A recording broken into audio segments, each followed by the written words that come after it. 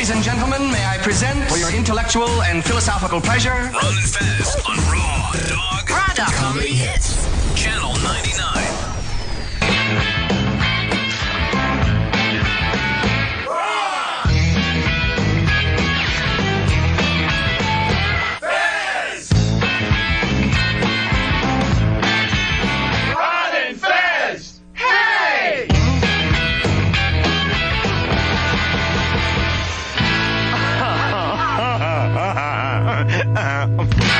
Okay, let's get down to it, boppers. Yeah, buddies.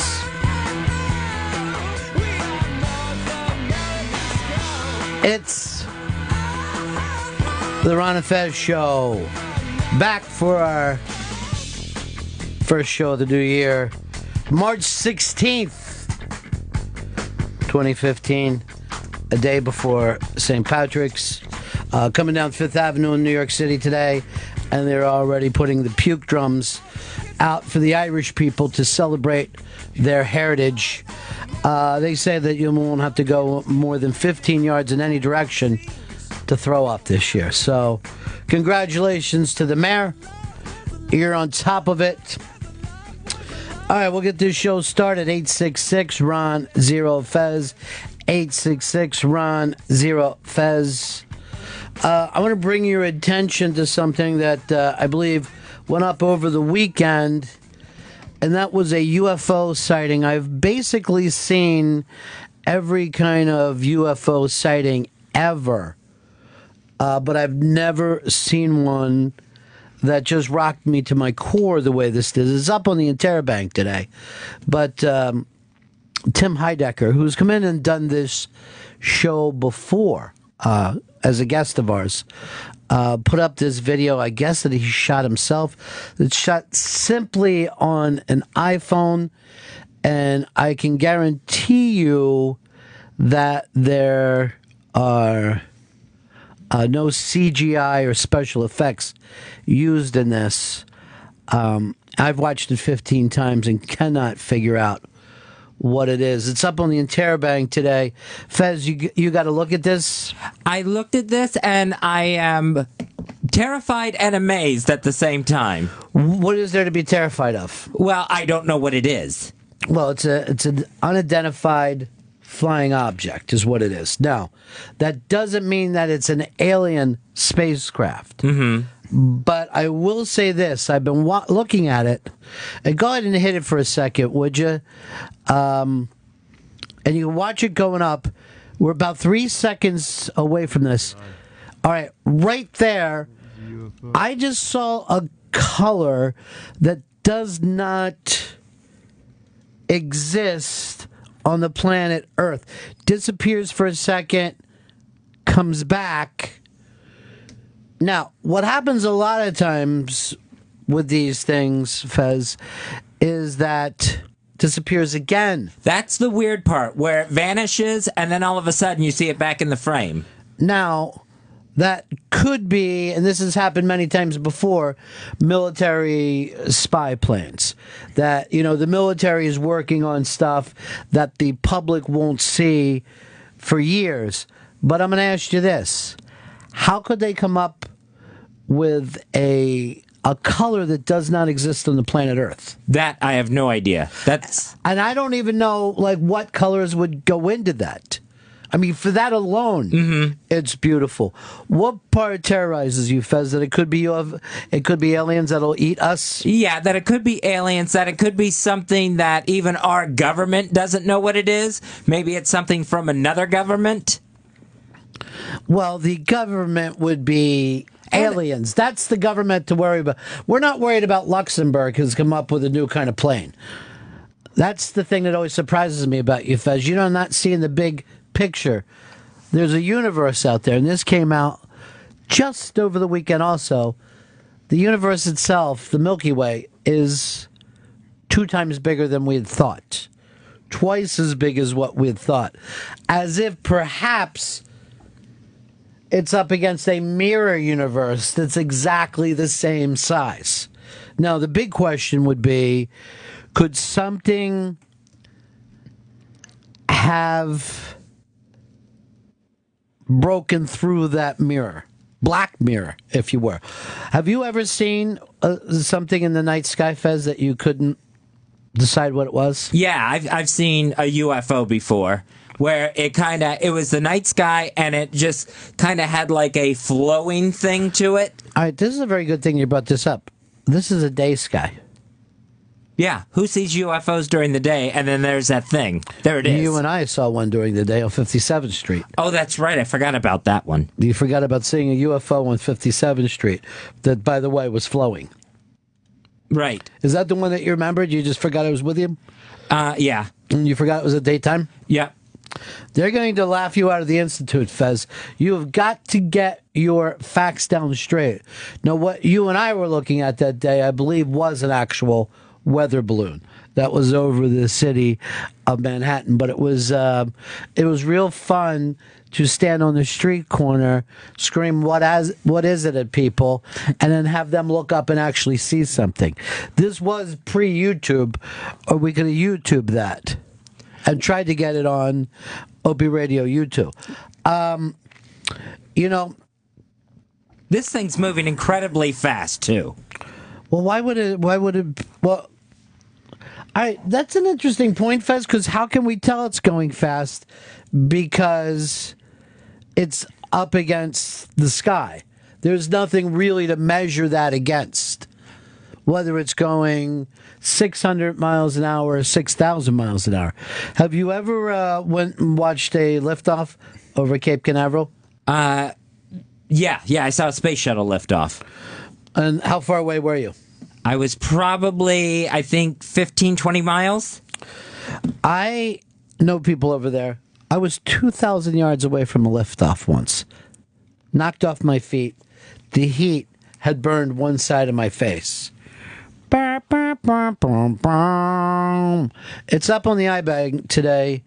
A picture that I'm going to take away from UFO, and I'm going to just simply call it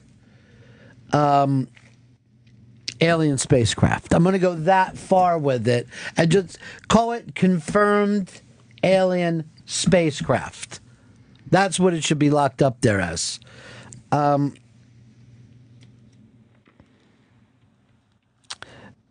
There is no possible way to know how many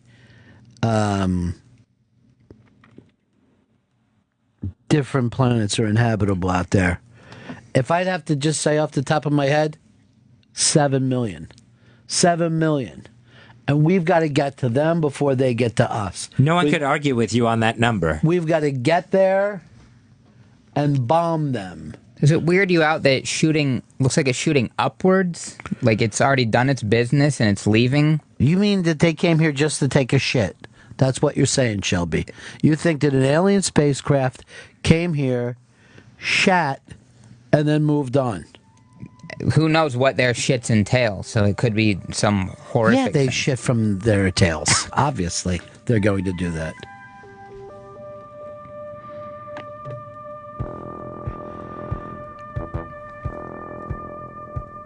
God, that's amazing that Heidecker was able to get that. There's that color again. What could that color be? What if you just saw it make a message that just said, "We will fuck you up"?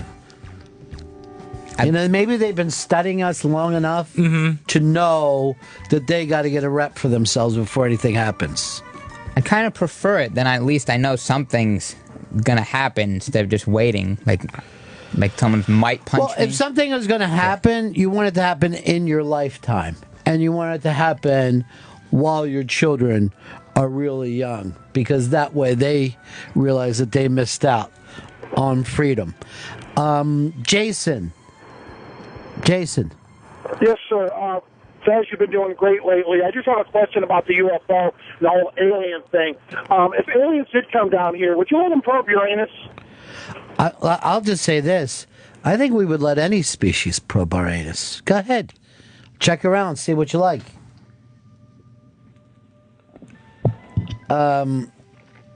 Fascinating. and frightening. I don't understand the probing of the anus. Like, they have all this technology, yet they think that, oh, this is the only place they can put things. They never cut somebody open before. You should be a stand-up comedian. You know what I mean? Here's another thing, right? Yeah. When you go to McDonald's, what part of the chicken is that? You know what I'm saying, Fez? I have no idea. I've never seen a chicken with its own nuggets. I'm just saying, And what about this?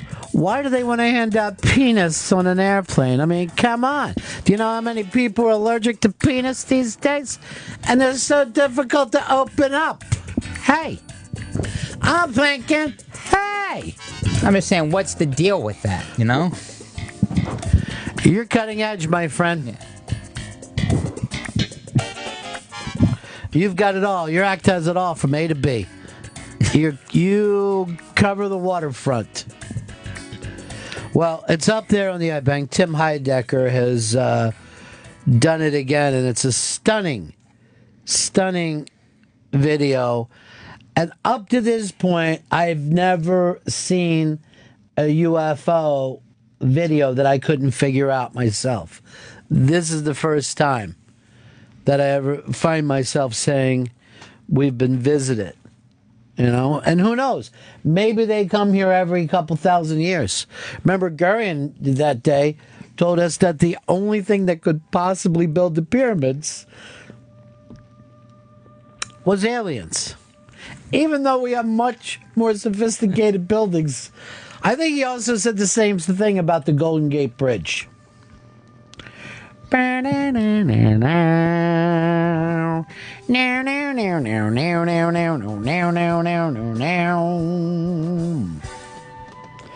Decker, you a crazy bastard.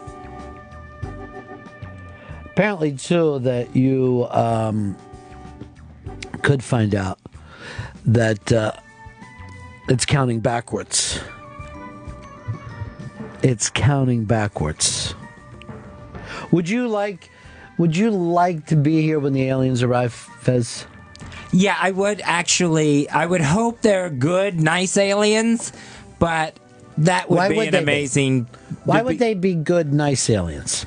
Where it's like, all right, well, they're searching for other life forms in the galaxy, so they come and find us just to make contact. Okay, let's try to think of the history of explorers that we know, right? Mm-hmm.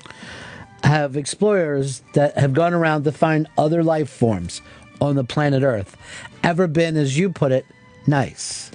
Have we ever been nice to other species that we've found here on the Earth? It's never happened with us. So what would make us think that they would look at us any different than we look at garden slugs?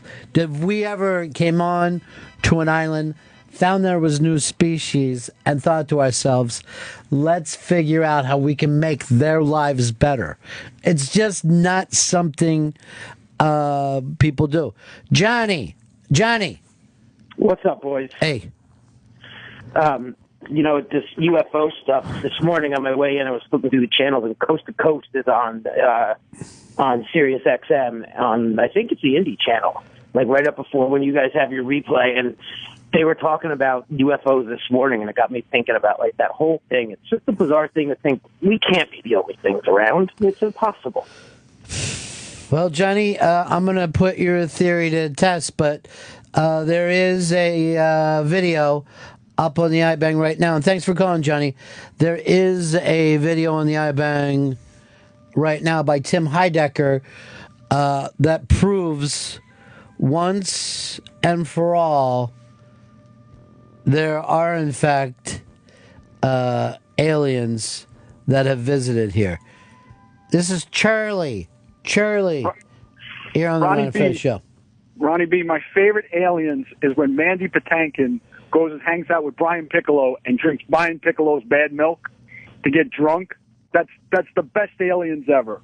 I know you like joking around, but this time, and normally I'm the type of guy too. I like a good gag, you know. I like a silly pun or an ironic reference. But in this case, Tim Heidecker has put together something that I believe you will find nothing less than chilling. It's up on the Interbank today. Speaking of chilling, Gail Bennington, no relation, got me to start watching this HBO show called The Jinx. It ended last night, unlike that stupid NPR podcast. This ended with an actual arrest. The filmmakers did the work of a Jim Rockford and were able to put together a case that the police thought, God damn it, you've done our work for us. Let's take credit. From the Bennington Show, which runs Fridays over there on Opie Radio, we have Gail Bennington on the line. Gail, how are you? Hey, Jarecki. Jarecki here. Jarecki was amazing, right? I'm going to start just every time I call someone. Hey, Bennington. By the way, did you see the offices that Jarecki has? Yeah, I mean, looks pretty like low key. Pretty posh for a documentary filmmaker. So I went and looked it up. I'm like, where did he get his money? He started Movie Phone. No, he did? Yeah. I did not know that. He started Movie Phone with some other jitterbug. They sold out to AOL back in '99, and now he gets to go around in a very more or less heart-to-heart fashion and gets to solve crimes. But I knew he did that capturing the Freedmans. I thought that can't be Freedman money. Every time that he does something, somebody ends up in jail. It's got to be a huge story. Now, the Robert Durst, the Jinx, I'm not even a true crime guy. When you brought it up to me, I'm like, I'm not big on true crime. I don't like to think like, I'm really interested in why murderers do what they do. But this thing grabbed me. I stayed with it. And the payoff, the last couple of minutes of that. Now, by the way, don't be some dope who goes, oh, I see it in the papers, so I'm going to go watch the last couple of minutes. Get caught up in the whole show. It's definitely worth investing in. And the payoff is amazing. It's incredible.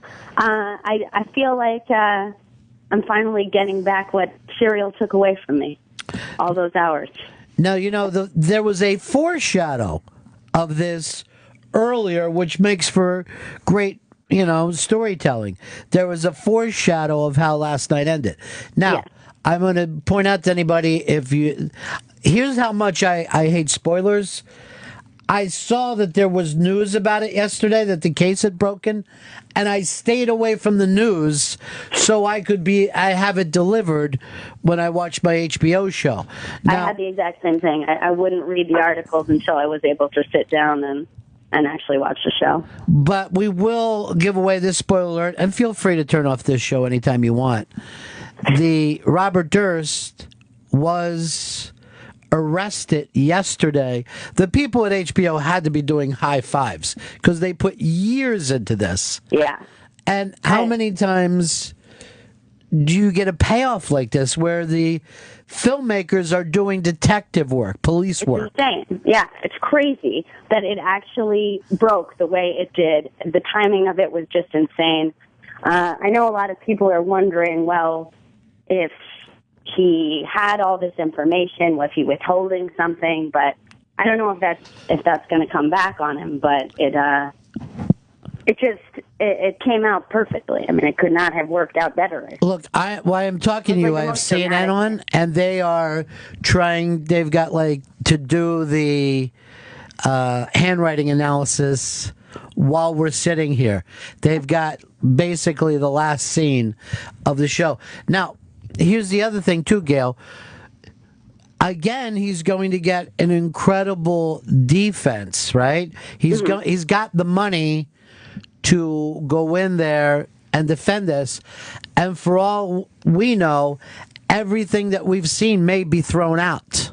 It's very possible, yeah. You never know with that kind of thing what they're going to be able to use and what they're not. But you can certainly say from not a legal standpoint, if you're just judging it based on character and, the facts that were presented, there's never been a doubt in the show what kind of guy Robert Durst was, which is kind of great because it wasn't like a whodunit or like that kind of mystery. It was just kind of peeling back the layers of this psychotic character. And it was just insane. When he was talking to himself, right? Did you feel like there was a conversation, like both sides, like there was two people in his head talking back and forth? I definitely felt that way. That conversation, I was half covering my face, curled in a ball like I was watching a horror movie. It was a horror movie. It's scarier than a horror movie because at least a horror movie is made up. Yeah. And, the scene just previous to that scene, where he is kind of becoming, he's becoming to understand that Jarecki has this on him and there's not going to be any way to deny the handwriting. And he starts to do this nervous burping. I actually started to get heartburn and felt like nauseous during this part. You empathize too much with the murdering dogs. Obviously, I don't feel bad for him, but just the anxiety of watching him was freaking me out so bad. It was crazy. I've never seen anything like that. Also, if you were to write a story like this, there's all these cliches about, things that you would write about someone nervous. Sweaty palms, shaky hands. The nervous burping was so weird and so real and creepy, like so human in a really unsettling way. It would be like if he just started to slowly piss himself. It was that scary, yeah, definitely. And I feel like later when the mic is hot, I feel like, I'm not sure, it sounds almost like he might be dry heaving in there as well. It sounded a little bit like that to me, but I'm not sure. Yeah, it was fucking insane. It was the most insane ending to any show that I've ever seen in my life. And what a great way to go out. Not with, any kind of bullshit of, now we'll sit around and we'll talk about it. And we'll go to just boom, leave us with the fucking, basically the head in the box. You know what I mean? Yes. I thought that was such a smart move because I think a lot of filmmakers' instinct would have been, to have a response to what he was doing or try to piece that together for us. And there was no need to do that because all you had to do was hear him say what he said and know, this was in his own way, a confession. And yet, I don't know whether that will hold up because it might not. It very well might not. Here's the thing, and I talked about this with Fez. Fez, you wanted the guy who killed the American sniper let go on a reason of insanity. And I'm like, it's a really tough thing to prove. Like, this guy is definitely crazy, but it doesn't mean that he's insane.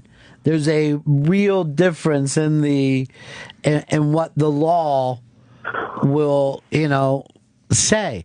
Right. There's no doubt in my mind that he is not mentally, he's not normal. He's not a normal person. He could not be normal. However, he is well aware that murdering people is wrong. Right. And the mere fact that he attempts to cover it up and has covered it up is proof that he knows this is a bad thing to do. So he's not so completely off that he doesn't know right from wrong. Now, here's what's going to happen. This is going to probably be tried in Los Angeles, correct? Right. I would assume so, yeah, because I think it's really only going to focus on the second murder. Can they find 12 people in Los Angeles who do not have cable? That'll be the difficult thing, that they don't have cable or Hulu. Yeah, that kind of shocks me always with these kind of big trials now. It's got to be increasingly harder to find people who have not heard of any case that's been sensationalized. I'm not sure how they'll find 12 people who are like, yeah, don't know who this guy is, don't know what's going on. This is the Cake Horn on Twitter just sent this to us. HBO does it again. They were the driving force behind the West Memphis 3 getting free. Oh, is that right? They I have think you're done. right, yeah. Yeah, they do an amazing job with documentaries at HBO. They win all the Emmys. Everybody is caught up in their documentaries in a big way. Documentary filmmaking can be so entertaining, and even in the case of this, I would not have seen this unless Gail was like pushing me to watch it, and I'm like, okay, I'm gonna give it one episode, and I pretty much got locked in. But remember when I went back and told you after, at first I felt bad for him when he talked about his childhood and that weird thing that happened. And I had to go like 3 or 4 episodes before I said to myself, well, that never happened. That's just another crazy story that he tells. It's very possible that is not a memory that he has at all. And that's why I want to be a lawyer. I want to say that he lied about that from the beginning. By the way, I think his brother put out a thing saying, good, we're glad. Here's Nick. Nick in San Diego. Hey, brothers. Hey, buddy. What's to stop him from using the same defense as the first one, Ronnie? Like, I was in this position, and I knew if I would have went and seen her and I called the cops because of what happened with my wife, they're going to think I killed her. And then he just does the same old shit again. No, there's no doubt that he's going to have a defense that is better than the defense that you could put up, Nick. Yeah. And his brother came out and said, by the way, he didn't see my mom kill herself. We were all in the house. And as soon as it happened, they came and whisked me and my 3 siblings away to the neighbor's house. And we were there until they cleared everything up. Here's the other thing. What was scarier than this scene, and there's no reason this should be scarier, of him just on a day of his own walking up to his brother's house and just looking at the door. And then I'm like, he's an old man. What are you worried about? But there's something so creepy about him.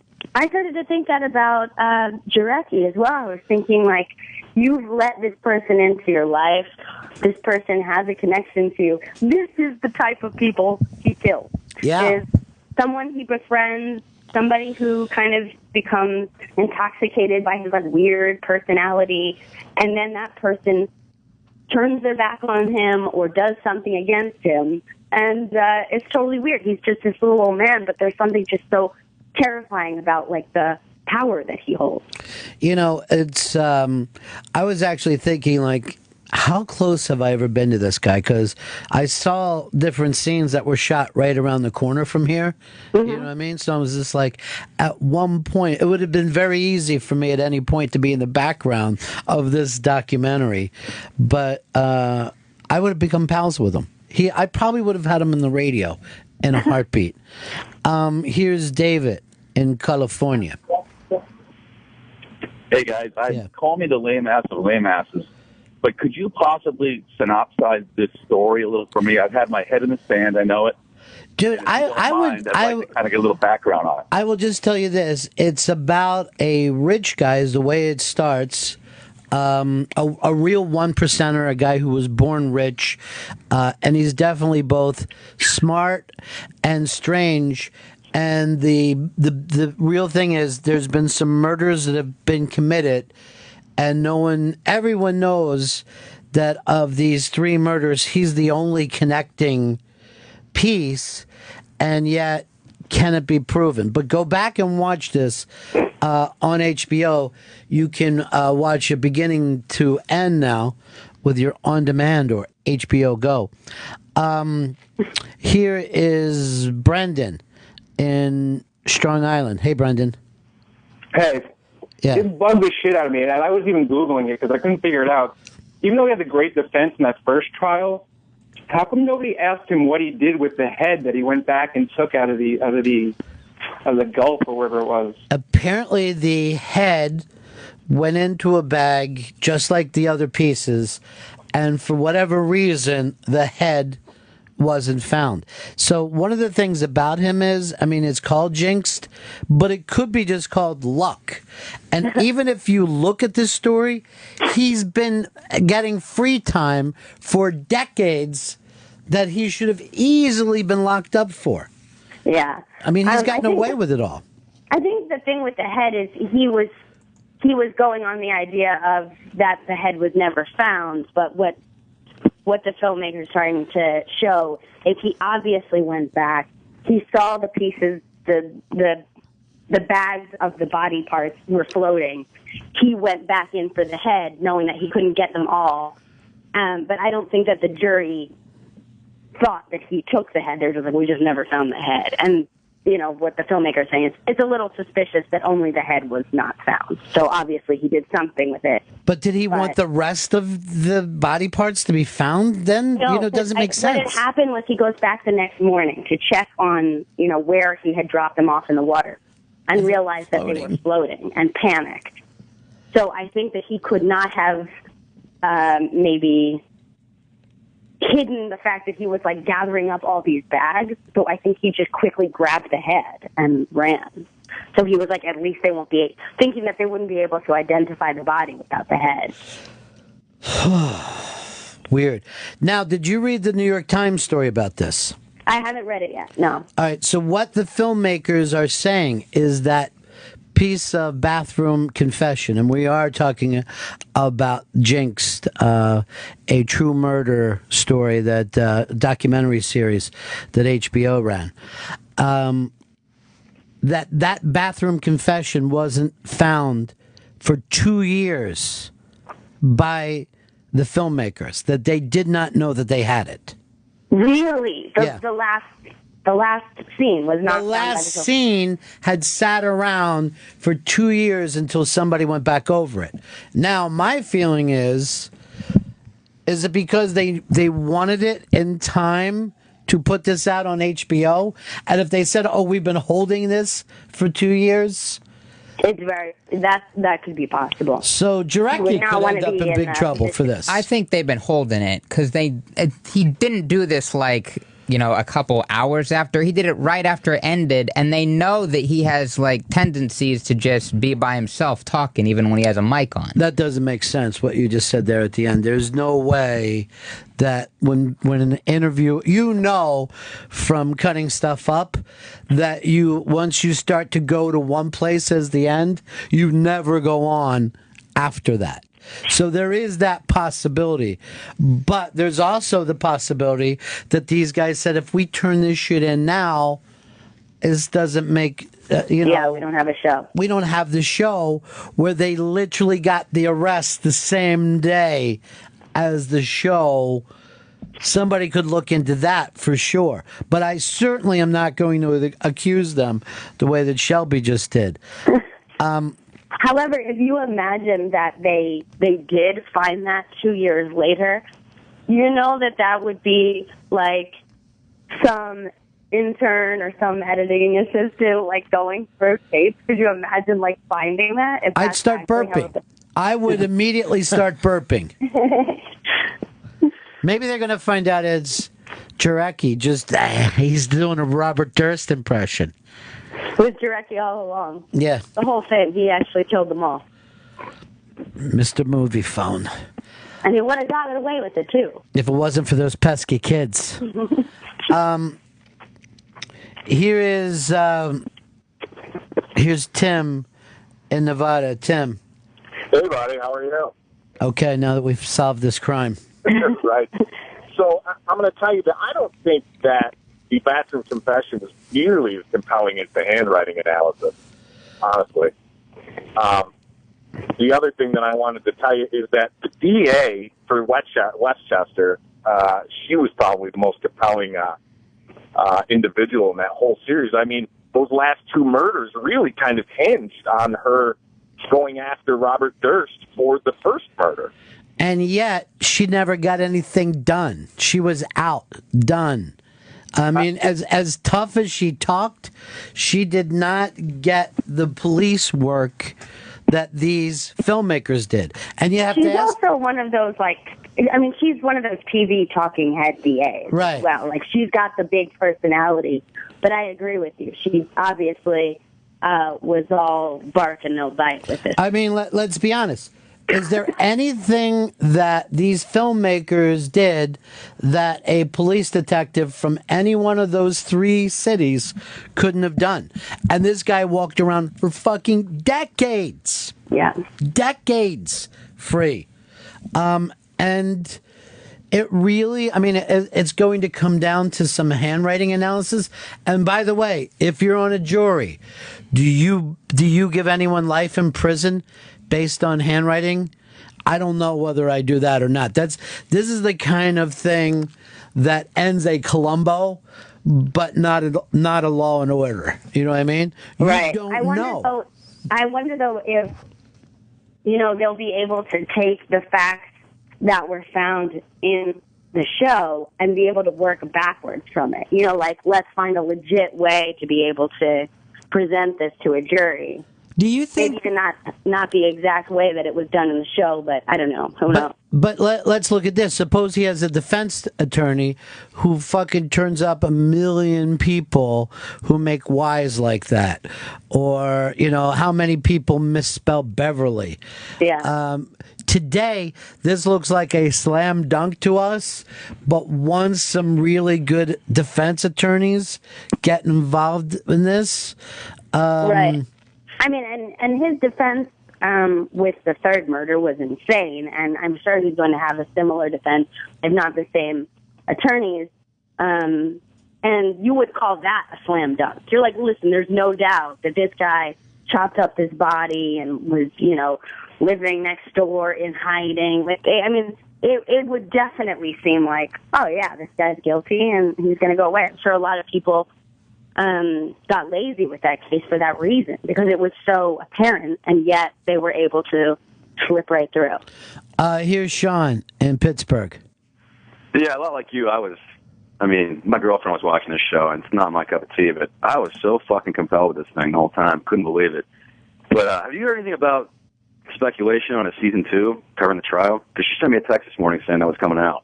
Dude, I got news for you. I'm not waiting for HBO. I need Top Mom on this.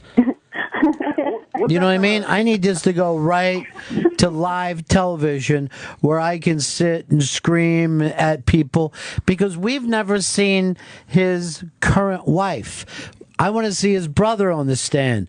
I want these families have to remember, they're there for my entertainment now. I need it all. I'm sure old Top Mom's all over this today. Oh, yeah, she's got to be. What time did she come on? She's got like an evening show, right? So she's got to be on at sometime at 8 or 9, I think. Because you followed that crazy murder trial, that last one, right? The big Top one. Mom one? Yeah. Yes, I did. I didn't want to get into it, but it just kind of pulled me in. Oh, I hate these kind of stories normally. This is the worst, man. They're just the worst. Crazy.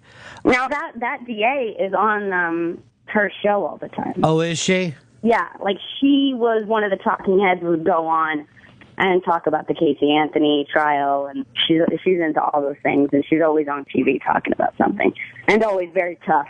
Yeah, I wasn't even slightly impressed with her bragging about the fact that she couldn't get a conviction. It's the exact opposite of what I want in a DA. Yeah. It was insane.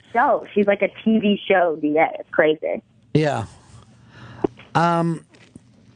Here's John in FLA. Hey, how you doing? Good. Why did it take... What about the bungling LA police? Why did it take HBO to do a handwriting analysis?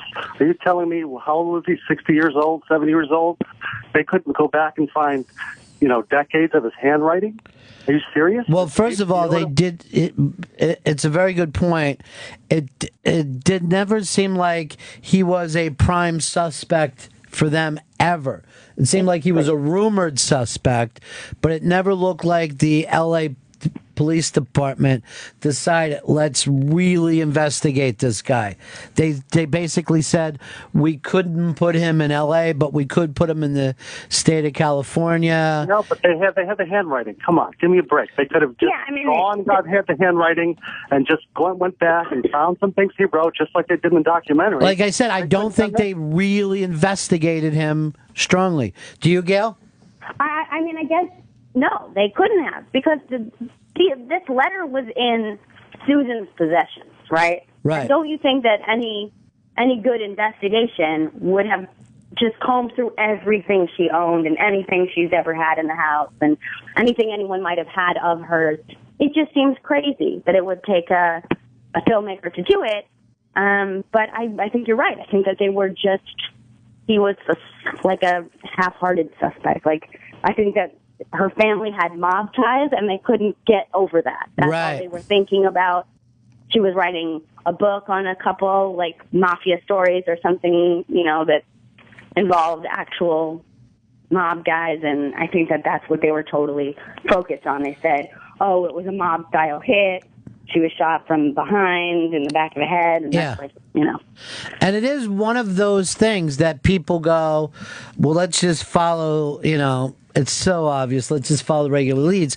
But when you don't kind of think outside the box, to use that cliche, these type of things might happen all the time. Let me go up here to Justin. Justin in Austin. What's up, boys? Yeah. Hey, I read in that New York Times article the LAPD did do a handwriting analysis, but it was inconclusive. Another thing to remember, everybody talking about the bungling cops here, these HBO guys, they did one case for 4 years. These cops have several cases ongoing, several cold cases ongoing. They don't have the time or the resources to go this in-depth on one particular case. Then what good are they? Yeah, I mean, that's really disheartening. Do you want to hear, about your dad's surgery? Oh, you have to remember that doctor did 8 surgeries that same day. So, yeah, you are going to make mistakes. No. Everybody's expected to do a good job, and there's no way that you should be able to sit around and say that these filmmakers did better detective works than our professional detectives. Yeah, and apparently it was good enough to get an indictment. I mean, it's hard to believe that handwriting analysis would be inconclusive on that, because especially if we're talking about if they were looking for samples of his writing. Like, it's not just the envelope that was found in Susan's possessions where he misspells Beverly, but also they found other records that Robert Durst had written in print, in like the block lettering print that they were able to use as well. So it's not just going on one envelope for him. Remember the day that he first looks at the thing and he's like, it's just basically block lettering so that people can't, find out. I'm like, who calls that block lettering? I know. Who goes out of their way to say, I'm looking at block lettering?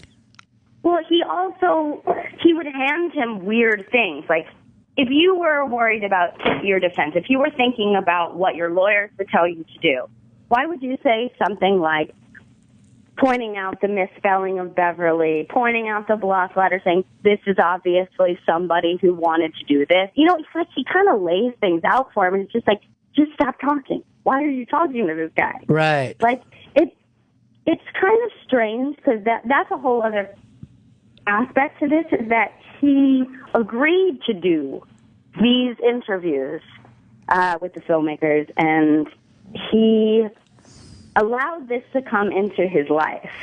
And you have to wonder why. Could you say, yes, he's crazy, and, somebody who would commit 3 murders would also be crazy enough to allow themselves to get caught? But I think that there's also something in that last scene that leads you to believe that he has tremendous guilt.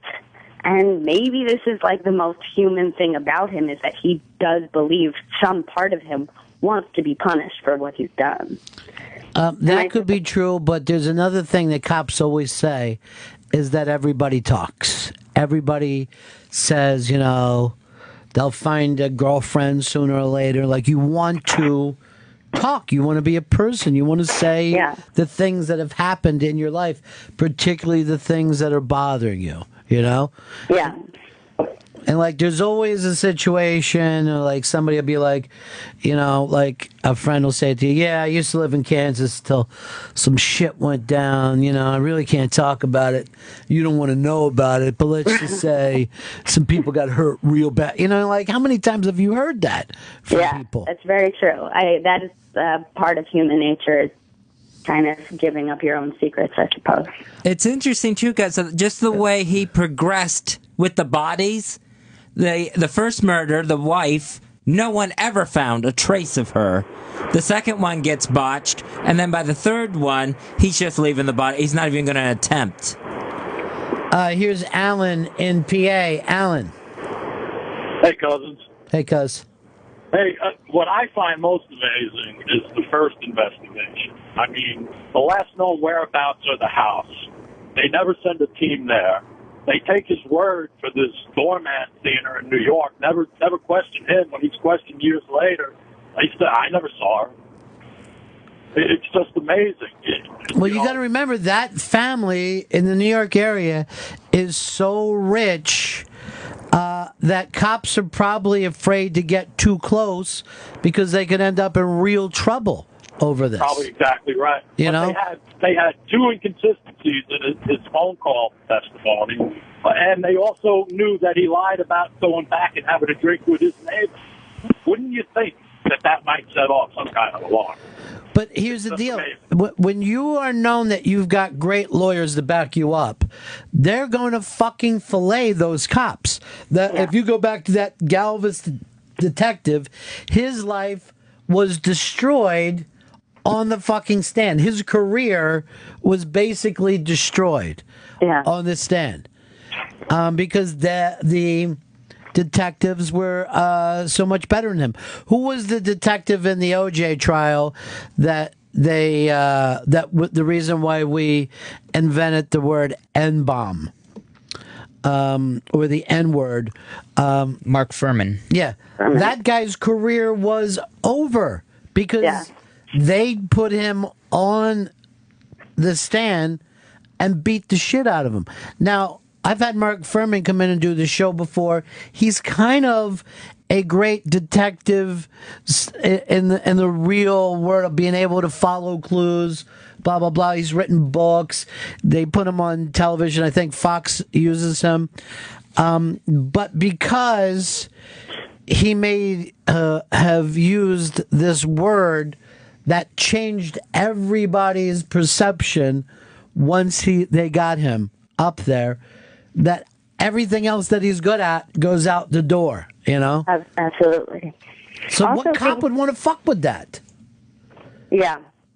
But also think about during the time of the Cassie disappearance, he still was very much a part of his family. So he had a lot of pull still.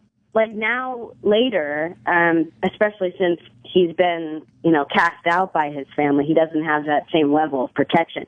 But it's no doubt that the cops were timid to delve into it, and his position in the world and his money. Well, the money is still there. Yeah. So he's going to have a pretty excellent defense. I'll be very surprised if the bathroom confession ever makes it, because it might not. I mean, it might not hold up as something that could be used in a lawful way. And it'll all come down to, hey, he's a weirdo, and handwriting. Yeah. All right, Gail. Well, I wish you never would have got me on this show. It really drove me nuts. Thanks for taking my call. Talk to you later, buddy. All right. See you, buddy. Gail Bennington from the radio show Bennington. Shelby, the weirdness of him being mic'd and how many people have heard you talking to yourself and getting angry with yourself when no one else is around, and you not realizing times that this room is up. You reminded me so much of Durst. Yeah, it reminded me of myself too. Just You seeing talk to everything. yourself when you're alone in that apartment? Yeah, not as much as Durst, but just if I, drop something, I might say something myself, or that I maybe people, they don't do as much. I mean, I know some people talk to themselves, but maybe I do it a little more. But I mean, this guy was just saying complete paragraphs to himself. It was crazy. People have heard you say long things and make a lot of noises. A lot of strange noises. And I get reports on it all the time. And a lot of times when you talk to yourself, you're not even aware of it. Fez, you talk to yourself and you're alone in that apartment? It's usually when I'm in the grips of a real panic of trying to... I'll talk out loud to try to get myself down. You haven't had a panic in a while, though. Had panic this morning. Had really bad Friday afternoon. That was a subway one. The subway stopped. The doors closed in the station, and then the train announcer came on and said, "There's something wrong with the train. I'm going to get out and see what's going on in the back." And the fact that the doors were shut and he had left, the guy that has the button that can open the doors, just sent me into a complete meltdown. You started screaming and clawing at the doors? I did get up and just started trying to be inconspicuous, but seeing if I could pry the door open.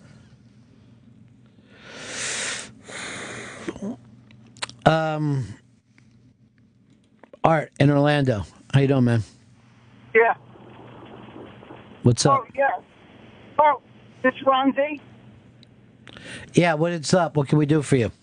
Oh, I was just saying that during the investigation for what was going on with Durst at the time, that he was there was information put out by the police for a reward for any information, and people were coming forward.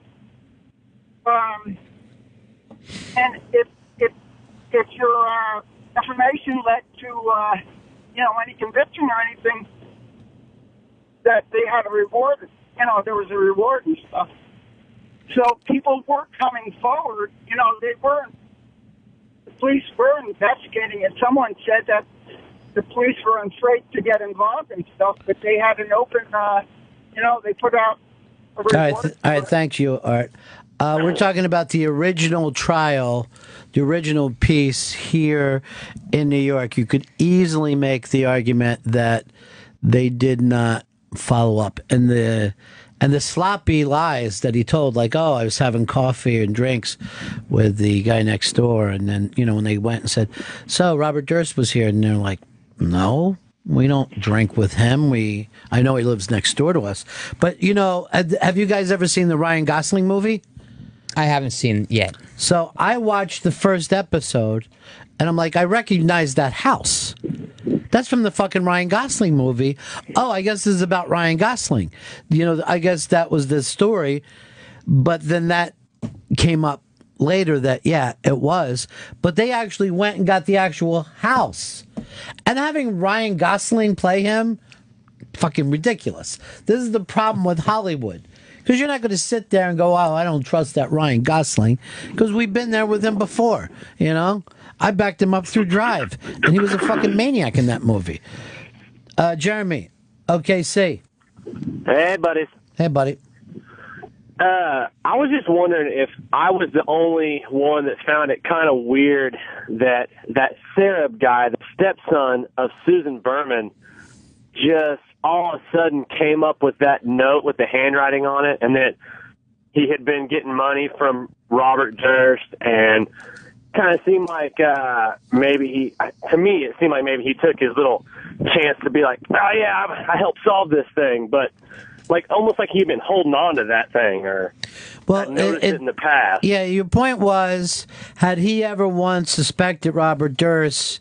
No. he didn't. Even if you go back and watch early on, he goes, I don't think it's Robert Durst. He's a nice man. He's been helping me. And some people were like, well, isn't that odd? But I think if, your mom had a rich friend and who decided after she was murdered that they would pay some of your college tuition, I don't think that would come on too odd, because let's face it, it's not a big deal for him.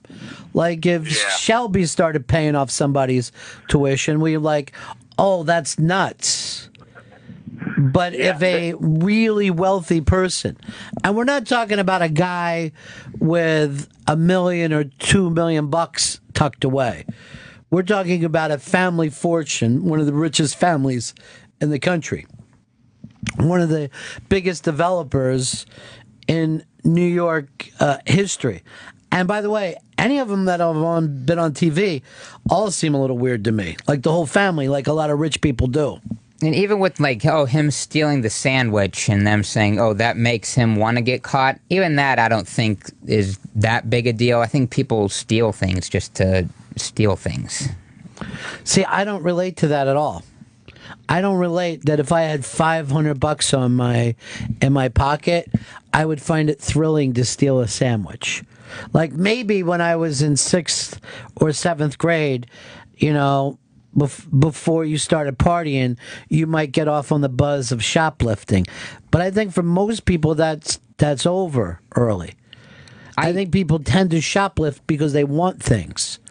I remember that when I was even a cashier, though, like I'd see people with a full cart and then them just like sneak a candy bar into their pocket, and I didn't really want to say something because they're like a grown man, and now I have to point out, oh, you have to steal like a 79-cent thing, not that big a deal, but it'd still be like weird. Would you point it out? I would, if it was like a kid, maybe, but if it was a grown man, now I have to make a big deal out of like a 50-cent thing. Like, forget about it. I never go like grocery shopping, but my chick had the flu, and I was just like getting a basket of stuff, and then when I was checking it out, I couldn't find the Advil, and I thought to myself, I must have put the Advil in my pocket, and I started fucking going through my pockets, and then finally, and I'm ready to say, look, I took some Advil, I might have put it in my pocket, I'm ready to make a fucking weird announcement, because I remember thinking to myself, $4? Is that how much fucking Advil costs? Yeah. That seems crazy, because this is how little shopping I actually do, that I remember thinking, that's a nutty amount. But that could have been like one of those mistake things, and it already had weirded me out. What if what if it had gone into my pocket and then I'm out front telling someone?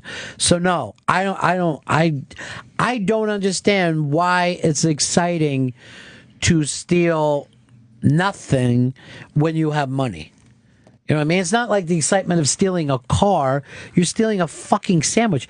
And even he said he didn't know why he did that. I think that goes back just to his super wealthy upbringing of, I think he just didn't feel like waiting in line to pay for a sandwich, and he's used to getting a sandwich anytime he wants to. Didn't he pay for some things and not the sandwich, though? Wasn't that the deal? I might be wrong about that. But it's not like he just went walking out, I think, with a sandwich. I think it's like Shelby said. You pay for some stuff, and you put other shit in your pocket. Here is Sita in Princeton. Hi, Ron. Hey, Fez. First of all, I want to say I just love Jinx. I thought it was one of the best documentary series I've ever seen. But my two theories were that when he went to the bathroom with the hot mic, my first reaction was the different inflection in the voices, and I kind of felt like he has this weird bipolar evil personality that's the one that steals the sandwich / kills people, and then he's got this kind of weak version of himself that was trying to get caught in a weird kind of psychological way. But then I'm like, is he really that, like, he's too smart for that? Like, is he immediately thinking that I got caught, so I got to play the bipolar defense and then talk crazy to myself? Because how would he not know that Mike was there? Like, seriously. Like, what do you think? Yeah, somebody. Well, I had brought this up because he had done it earlier, but I had the same thing happen to me when I hosted a Star Trek weekend for, I believe it was Channel 48, but I'm not exactly sure. That during one of the things, I went in and took a piss, and when I came back, everybody was laughing because I was still mic'd, and they were all like, "Man, you really had to take a piss, huh?" So, because if you're wearing that mic, it doesn't feel like you're carrying a microphone around. It's a little lavalier thing. So that can happen. Did you notice that, though? Did you notice the voice difference? Right away, and I mean, it chilled me. Yeah. And yet, I think if we all found out the way that we think inside each person thinks in their head, that it might weird us out. Like, I remember one time Hillary Clinton said, when she goes to sleep at night, she will have like conversations with famous historical figures, right? And everybody was like, "What? You're fucking nuts." And she goes, "Well, it's like a thinking thing. You know what I mean? Like, it's a way of, you can use that person to bounce like a competitive idea off of, and you can actually do things that you wouldn't be able to do." It sounds crazy to the rest of us, but I bet we all do weird little things in our heads that if you start to say them out loud, if you start to say your inner thoughts out loud, that would be scary. I thought there was two personalities there, though. At the end of it, you know, even though I don't know whether that could be proven in court, there were two distinct voices going back and forth in his head. But would we find something that weird in Fez's head, or, God forbid, Shelby's? Possibly. Here's Salty. Hey, Salty. Yes, I'm investigating some unsolved murders in the New York area, and I was wondering if I could do a documentary on Fez. Well, it would be a documentary, I believe, where nothing happens. That would be the toughest thing about it. Kitty murders? It would be the same thing over and over. You would see a man stuck in a train, and the train, of course, and train track would represent his life. And it's just stuck there. Fez, I think it would be even more interesting if we found out you had murdered a Mikey D. No one's heard from him in a while. I heard from him over the weekend. Oh, damn. Robert, Kansas. Yeah, back in the early 80s, Ronnie, I was in the Navy with a kid that we were in Mexico, Tijuana, and he had $350 in his pocket. He got busted shoplifting a candy bar, man, and spent 2.5 months in a Tijuana jail. Took his senator to get him out. And as soon as he got out, the Navy, they bounced him, sent him home. Did he ever say why he did it? I never talked to him after the cops grabbed him and drug him off. Never spoke to him again. I mean, could it have been an accident that he put a candy bar in his pocket? Or, Shelby, your thing is people steal all the time. Yeah, like for me, a lot of the time it's just a rule that the whole candy rack by the pharmacy, that's all free. I mean, they're giving you a bag and there's a thing of M&Ms right here. You don't steal? Not as much as Durst, it seems, but yeah, occasionally you'd sneak a pack of M&Ms for yourself when you're getting a prescription. But you have the money? Yeah. Why do you do it? Well, in this economy, I mean, sure, you get what you can when you can get it. So you will, and I'm being serious now. Yeah. And you are too? Yes. You will shoplift. At first you told this angle from, as a cashier, you saw other people shoplifting. Yeah. And now you've switched it to you shoplift small things. Yeah, when you now seeing that people can get away with it, I mean, now I know, okay, I know when the cashier's looking and not, sure, you snag a Butterfinger for yourself. But you know there's cameras in all these stores. Yeah, but they don't check unless nobody's checking those unless there's like a real reason to check them. They don't have a guy just watching them 24/7. How do you know? Because I've been back there when like even the cameras need to be checked, where there's an actual theft or they need to see somebody, and the like bosses barely know how to work them. So you feel like it's the perfect crime. When you're getting something at the pharmacy, get yourself a Butterfinger or an M&M Peanuts. Right. And save yourself that, what, I'm going to guess 95 cents? If that. Less than that. And what are you going to do when they catch you with that 95-cent M&Ms? Be like, oh, the same thing. I think I was just holding this, put it in my pocket. Here's a buck. I mean, do we really need to call the cops over this? Strange. And for you, it's just small savings. Sure. I mean, I was behind the register when a bunch of people came in and attempted to use a stolen credit card to buy like thousands of dollars with those like Visa. They have those like $500 gift cards. Mm-hmm. And I like every little thing they were trying to pass off was totally obvious. So I just like didn't sell it to them. But then I like, called the police, called the like other managers over, and they were standing back there like at this big like cage where they had all the recording equipment going, asking me, hey, do you know how to like go scroll back through the timeline on this thing? Like, it's I actually know some people who work at a big department store in a rural area that they don't stop anyone from shoplifting. They just think it's not worth the hassle of what you have to do. And people just, when they steal stuff, they just consider it part of the business. Everything else gets marked up a little bit to make up for that. Because they're like, hey, if you get accused of some blah, blah, blah, and to have the security, and then you got to go to court, it's just not worth it. And I was shocked with that story. Matt, Strong Island. Hey, Ronnie, doesn't that documentary remind you of Primal Fear with Ed Norton and Richard Gere? Spoiler alert for anyone who hasn't seen that movie.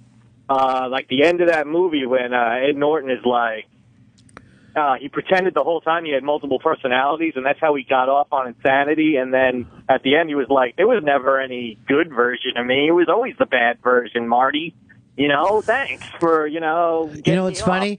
At no point did you do an impression until you said Marty the way he did. Marty? And then you said it just like in the movie. Radio, Ronnie, and you are, all right? But there's no connection between the two. You brought up, exactly what happened in that, but there's no similarities to what we're talking about here. He's never once used multiple personalities as a defense, and but I did hear that he was talking to himself the last couple days in New Orleans, so he might have known this was coming. Or maybe he's just nutty and he talks to himself. They caught him using a fake name at a hotel too, so he's still acting weird like that.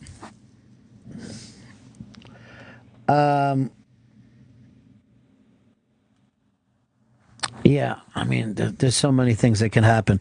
All right, we will take a break right now.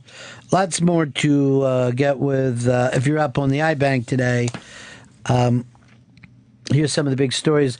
Jay Moore happy and a lot this past weekend on Showtime. Big show for him and did very, very well. A backdrop almost fell on Patton Oswalt.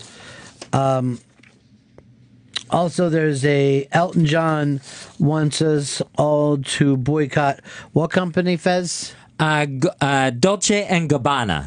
We'll talk about that when we get back, as well as anti-robot protests that ended up at South by Southwest. Finally, a protest that I can get involved with. It's the Ron Fez Show. Ron and Fez on Raw Dog. Raw Dog. Comedy hits. Channel 99.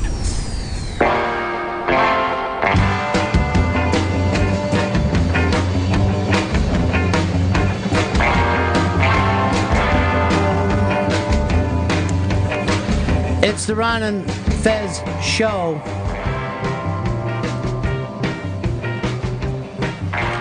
(866) Ron Zero Fez. 866 Ron Zero Fez. Read of some of the tweets that are being sent to us. John Warren says, I fucking hate Shelby more and more every time he opens his mouth. Greg says, Shelby just admitted to stealing candy. Wow, he really is, Fez. No candy dish is safe around those two. Shelby just came up with the whitest interaction after being caught shoplifting. Here's the money. Do we have to call the cops?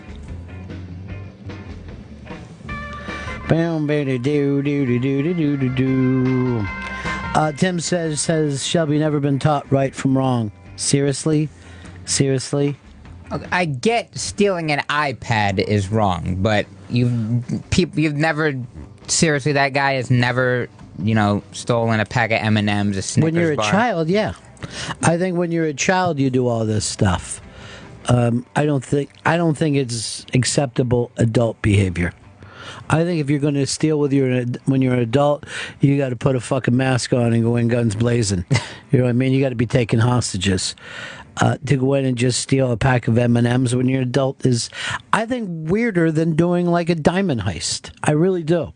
I think a diamond heist makes sense to me because that's life-changing. To have money in your pocket and steal M&Ms, that's just odd.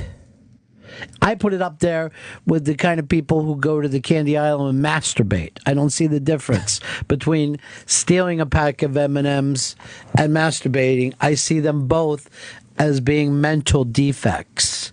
All right, Fez, what's bothering you today, Big Cat? You're over there. You're wringing your hands. Something's on your mind. Hooray for Elton John for starting this Hooray boycott. for Elton John. Against Dolce and Gabbana, whatever these guys' names are. Why, if you've had your life in radio, would you ever cheer for anyone starting a boycott? It's the exact opposite of what we do. What is it about a boycott that's so thrilling? I just get angry when people try to express themselves.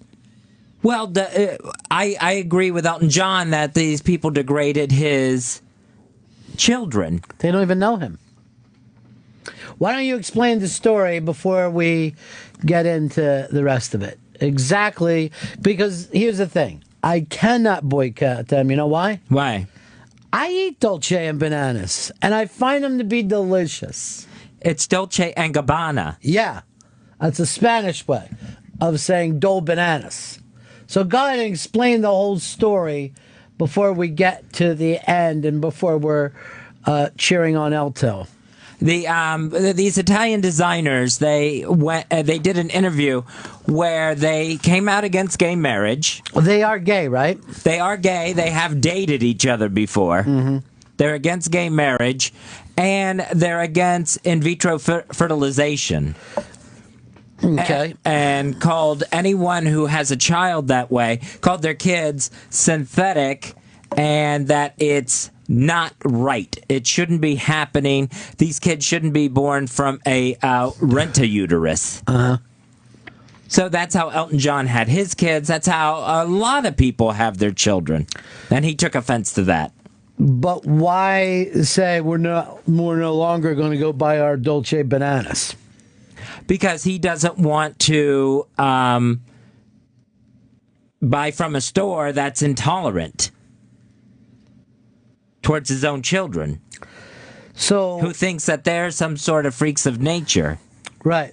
So the difference of opinions means that we should attack the product. And what if we say, why leave it at that? Let's not go to a mall who will do business with those people. That's the kind of trouble that we run into all the time in this country. It's the type of things where people can go, oh, if Walmart is selling a Marilyn Manson record, let's not go to Walmart. So Walmart pulls a Marilyn Manson record. And what have we got by the end of the day? I mean, it's easy enough for you and I to say we disagree with these two Italian gay men. You know what I mean? We disagree with them. I don't think, I mean, if we're going to call these synthetic babies, I think we're at the point now that somebody in your family or friend circles had some kind of thing done like this. So we're in no jeopardy in people losing the rights to do either one of these things, correct? Right. Yeah. So why are we not going to Dolce and Gabbana? By the way, why is the guy being mad over gay marriage played at a fucking wedding and made money at a guy who's got a radio show who came out against gay marriage? When does he decide to turn his boycott on and off? That's the thing that annoys me.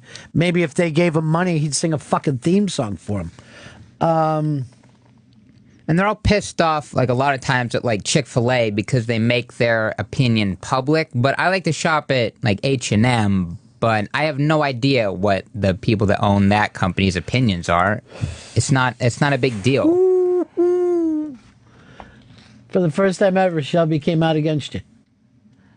Oh, he's constantly against me. Let's see it.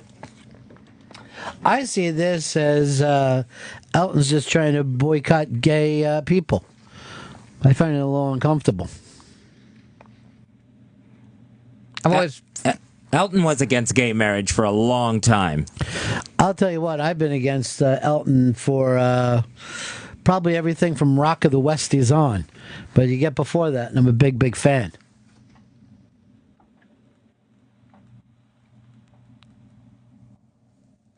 Yeah. Sorry, that's all I have. I think it's plenty. Smirking. Oh, he'll smirk tomorrow. Someone saved my life tonight. Sugar Bear. Remember, that was a song about how much he liked his girl fiance, but just couldn't marry her at the last minute. The last lines of that fucking song could have been, because of your lack of cock and balls.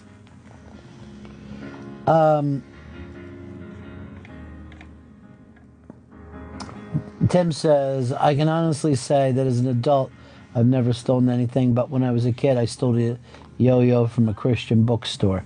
I think, though, the weirdness of just stealing little things weirds me out more than anything.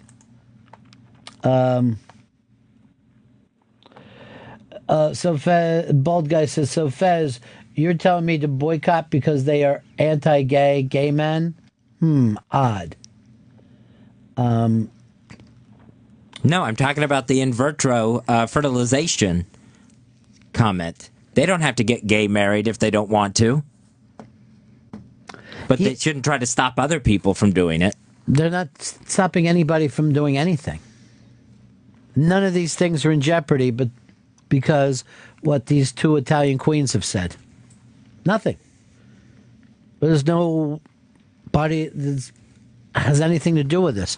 But we're supposed to boycott because they basically have a difference of opinion than Elton. That's why he's doing. I mean, they're not stopping gay marriage. They're just expressing their own weird Italian, probably Catholic fucking background that's all locked into this. No, I don't get it. I don't think I would be up for a boycott if someone said, don't go to a movie because there's a Scientology director and we're against Scientology. I think that you can pretty much say to yourself, these two guys don't know what the fuck they're talking about. If there was a place I really liked and I went all the time, they'd have to pretty much attack me personally to make me stop going there. Adam, go ahead. Hey, buddies, what's up? Yeah. Hey, is Dose and Garbanzos, are they like the Tea Party of the gays? It seems like they are the teabag party of the gays. Dan, in Florida. Hey, buddy. Hey, buddy. I know a couple of gay ladies, and they have two test tube babies, and I have kind of a problem with that because both of these kids are looking around for their dad, and they don't have a dad. And my problem with it is there's so many kids out there that need to be adopted that I don't feel like gay people, lesbians, or dudes that are gay should be able to create more children in this world when there's children that need to be adopted and rescued. And you could probably find one that almost looks like you. You know what I'm saying, man? What's your thought on that? Well, Dan, if you had a store, we would boycott you right now. But that sounds like it should go for anybody. Why would anyone add one more kid, gay or straight, parents, to the world? Then everybody should adopt, according to your plan. You're right. It should be for straight, gay, everybody. You're right, Fez. I didn't even consider that, man. But it should be anybody who wants to have a kid who can't make one should have to adopt one, man. It's fucking crazy that we're creating babies in a fucking test tube when there's millions of kids around our own country. Shit, we're going to fucking Russia and China and Thailand for fucking adopting kids. That should be illegal. Our people in this country should have to adopt only American kids. Find homes for these kids. Can I tell you something? Stop making, yeah. Anybody would want a white baby. No shit. Thank God I'm white. Yeah, they God adopt. damn. I mean, the adopted white babies go so fast that basically you got to go into, African countries or Asian countries, because the white babies just fly out the store. And the mixed ones too. Those are always a favorite. They're a favorite of mine. The beautiful Lisa Bonet. I don't know if you can get more beautiful than if you mix white and black. And I'm not trying to hurt Spanish people and Asians when I'm saying that, but I'm just saying I like the swirl to it. Stop your leg and just chill. Everything's chill. We're stopping Dolce & Gabbana. By the way, I don't even know what they sell. I'm going to guess Cabanas. They sell everything. Purses, shoes, sunglasses, clothes. Cars? I don't think they do cars. I don't know. I heard somebody say everything earlier. Can I get a sprocket there? That you might be able to. Math books? No. It's the might. I need the definitive answer in these things. I need to find out what Dolce and or... Because I love Dolce, but I hate that fucking Cabana. Here's Al in Maryland. Al. Ronnie. Yeah. I don't know if they sell sprockets or not, but there was an app introduced last year, a phone app, that was somewhat related to this. It was called Bipartisan, B-U-Y, and it showed a publicly held company's political leanings. So if someone like Chick-fil-A was against gay rights, then you could look that up and then choose not to eat there, I guess, was the premise. So I don't know how successful it was. It was in the news a bit last year, and I haven't heard any more about it. But so basically, we can find out if we're Democrats, we can say, I'm not buying from that Republican bastard. And then if we're Republicans, we're like, I'm not going to buy from that Democrat wimp, socialist, I'm not sure where the prick libertarians face. fall on that, but That's the way the world should run. We should not respect each other's opinions. What we should respect is that we're buying things from people who vote the same way we do. I will not purchase your goods and services based on how you feel about gay and or straight people. I'm not going to buy from anybody who supports Thursday Night Football. Could I have some of that? I feel it adds one extra game that I can't keep up with. So, Fez, have you ever bought anything from them before? No, I can't imagine I've ever gone into a Dolce & Gabbana store. Then the boycott is on and pretty easy for you to do. This one I can stick with. I love it when they let us start smoking in here. So cool. So very fucking cool. Who else you want to boycott, Fez? Serious for ever letting Anthony on the air? No. Do you respect that boycott? The threat of a boycott, actually, there wasn't even a boycott. It's the threat of a boycott that makes large corporations worry now. Like poor Dolce and his little friend Cabana. Cabana? Yes, Dolce? Get in here. The test tube babies is a weird deal. We don't even think about it much, but I think it's fairly common now, right? Yeah, even they like, and it's so expensive. Like people How have much to is like it? double mortgage their homes. How much to do is these it? Things. Thousands of dollars. Come on, give everything is thousands of dollars. Fucking jeans are thousands of dollars. Give me a price. At least $12,400. That seems like a gimme. You know how much money it costs even to have a baby? How expensive it is to throw an extra 12 G's on to get the one that you want? Yeah, for adoption, they're just giving those things away, and they're already born. You don't have to, But you're have not to wait. getting the kind that you want. You're not. You know, this is a designer baby. I like to gamble with it. I want one that's good at track, but not so much field. Jordan. Hey, how are you guys? I'm just calling to boycott daylight savings time. All right, thanks. Lois. Hey, what's up, guys? Yeah, I just want to agree with your psychotic caller that was talking about the baby stuff. Why should we have babies or create babies when there's a lot of animals out there that need adoption? So just get a fucking cat. I'll tell you this. You put a monkey in a goddamn short suit, and I'm a big fan. There's nothing funnier, in my opinion. And then if you get them to somehow kind of lip sync when you're playing jazz, Red Rose Tea right off the bat says it all to me.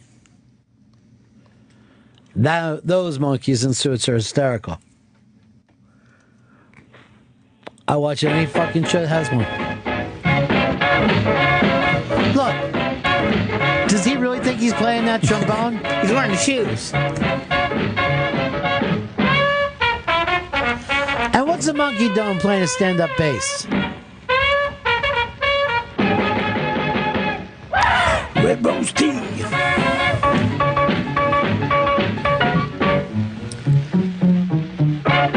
Vince Papali. You were on the Ron and Fez show. Vince from Delaware? Vince Papali, Mr. Invincible. That's right. Best receiver ever. I wanted to say my wife and I recently, this year, did IVF and had two beautiful babies. Did you really? Yeah, we did. It cost about it's $10,000 a pop. So you do it until you have a kid. So it might not work. So it might cost you, like if you do it 5 times, that's $50,000. And I mean, it was my sperm and her egg, and she carried the baby. But I didn't think it was. I don't call it as synthetic babies. I mean, they're two beautiful little girls. Yeah, but they're made out of plastic. Now, what happens? So once you get the egg fertilized, then it goes into your wife? Yeah. Or Then a surrogate? Your wife, or if your wife can't carry it, then you get a surrogate, and then they would carry your kid or kids. Yeah, I mean, this is the thing. This has zero chance of these two Italian weirdos being able to stop from happening. We're under zero duress that we need to protect this because, like I said, if it hasn't happened in your family, it's happened in your circle of friends, people that in the past would have not been able to have babies. They tend to make actually better parents because they thought a lot more. They put a lot more thought into it than a person like me who just went, okay, we'll do it. As opposed to a broken condom or Yeah. just a missed opportunity. Yeah, and we both love our kids. We tried for years, and it wasn't going to happen. So I don't see why anybody would want to ban that.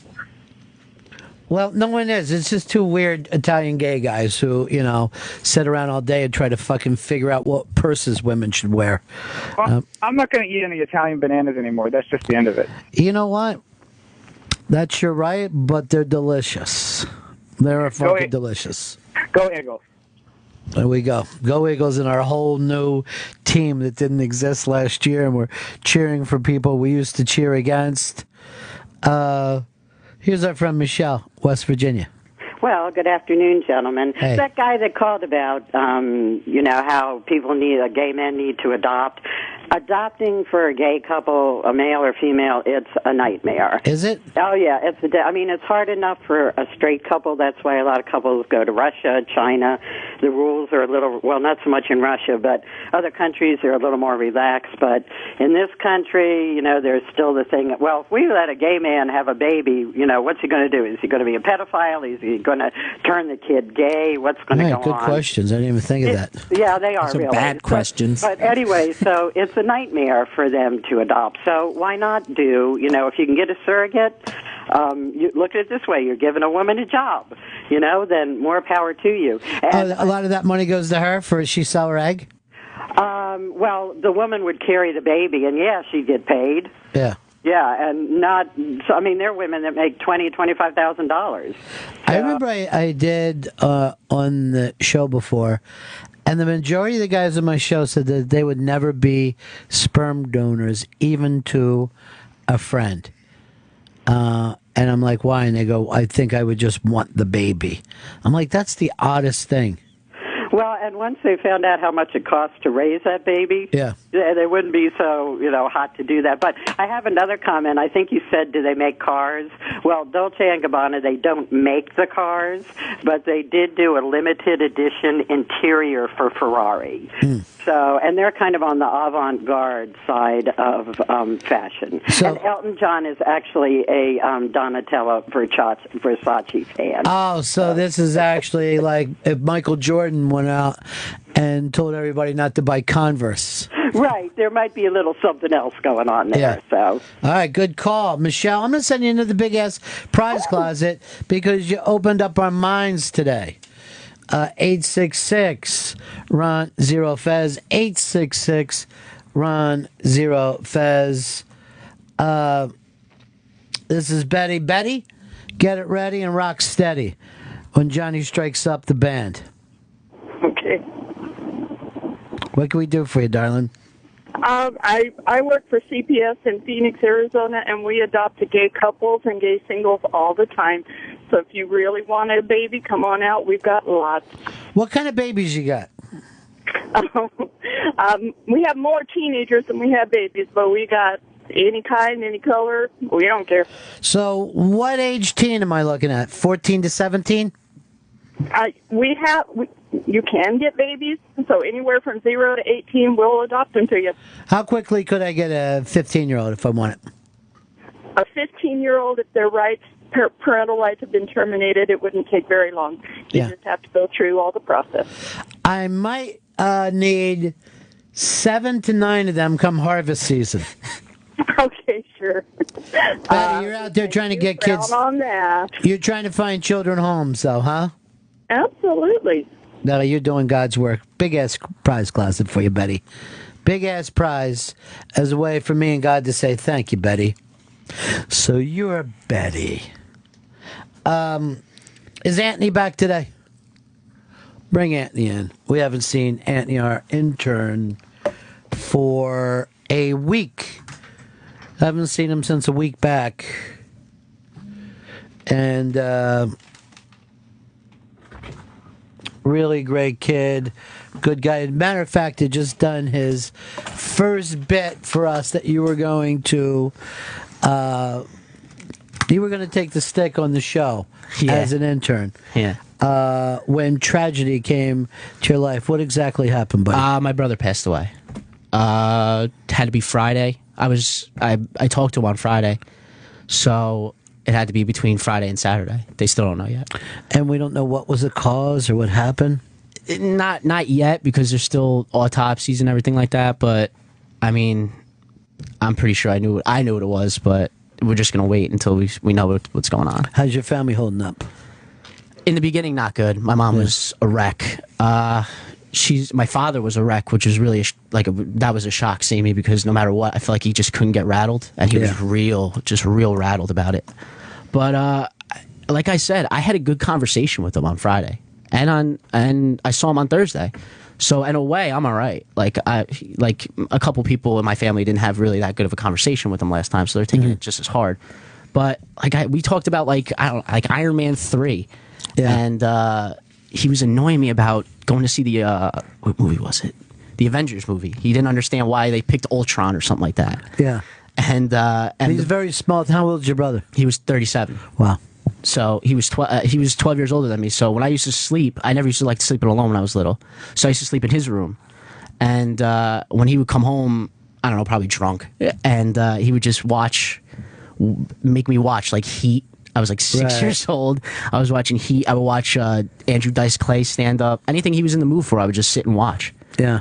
And like I said, he helped me with the iBang piece. And Is that right? Yeah. So it was going to be tough for me to come in on Monday and do it. I would have just lost it completely. But I'm all right now. I mean, he wouldn't want me fucking sitting and moping. Right. He'd be pissed.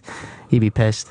Well, we'll get around to doing that later this week, but please give your folks, of course, regards. Yeah, you guys have been great. I mean, Shelby emailed me. Chris has been great. So yeah, it's been great. Thank you for everything. Well, Shelby. You know, when stuff like this happens, just sometimes it even hits later. So be very, very careful. I haven't. It hasn't hit me yet. Yeah, and it probably won't until. Probably like on the way when I used to call him when I used to walk to Port Authority because I had no one else to talk to because he was always home. So I'll probably have, I don't know, play music or something. It's going to be weird. You know what's funny when you bring it up? I had the same relationship with my older brother when it came to movies, only ours were much more classic movies. Like he was an old school movie fan.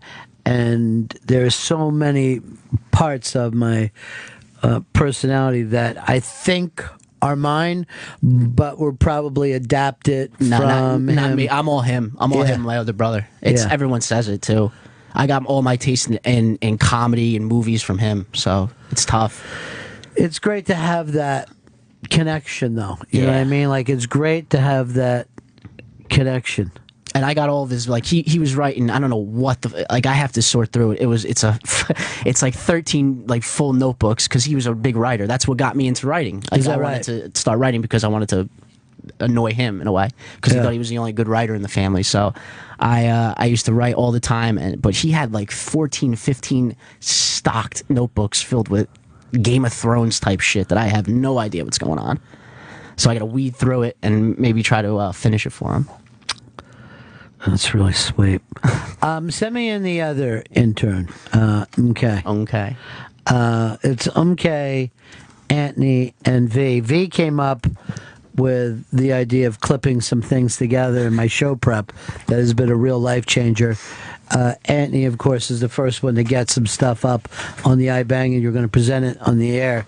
And I just want to point out something to you, MK. Okay. You have fallen so far in my eyes, and Anthony is now #1, and there's no way for you to catch him. No way? No. As a matter of fact, you're failing your internship as of right now. As of right... Yeah. Oh, jeez. Because How do I you've tell my done school nothing. that? Who cares about you and your school? I don't care if you drop out. As a matter of fact, I'm going to write on something that you stole from here and get that out of the way.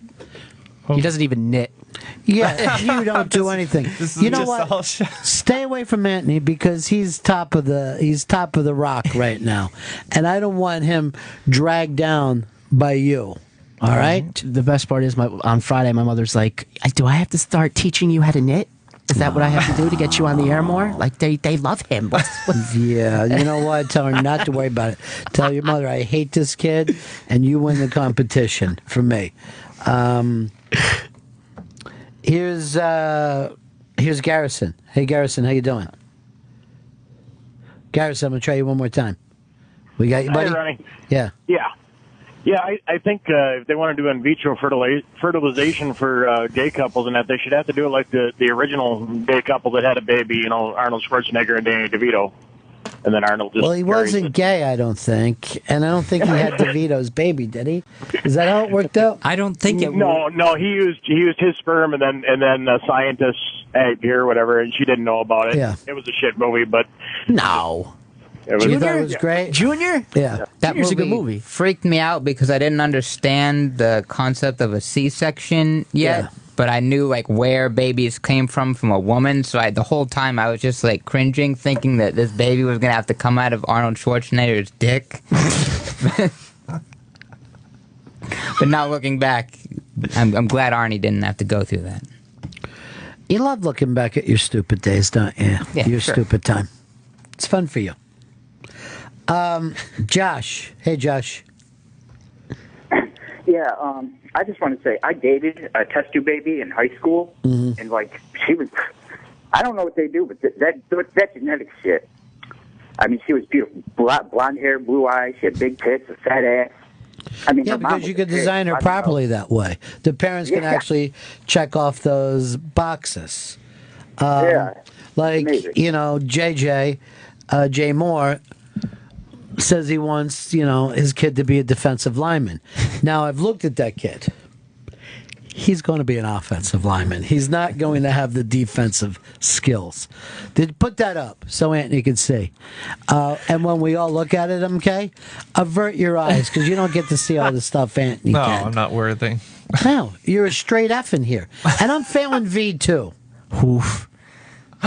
You think that'll be trouble? She'll be back later. You guys She'll be fear me knocking a on the little door. bit? You guys, look at this kid. He's 3 years old. This is so adorable. Look at the size of him. 3? Yeah. Now look at the size of that big wagon and look at how he's pulling it. Like a beast. Like there isn't even a thing. Look, there's two people pulling the two same adults. wagon. 2 adults. And look, he's dumb enough to wonder if stuff just appeared in the wagon while he was pulling it. I don't know whether they're taking him out pumpkin chunking or what they're doing. That kid is adorable. Look at his tree trunk legs. Maybe he'll be a halfback. They got the big legs. Fullback at Yeah, best. fullback. I mean, that kid, there he is, just hitting his belly.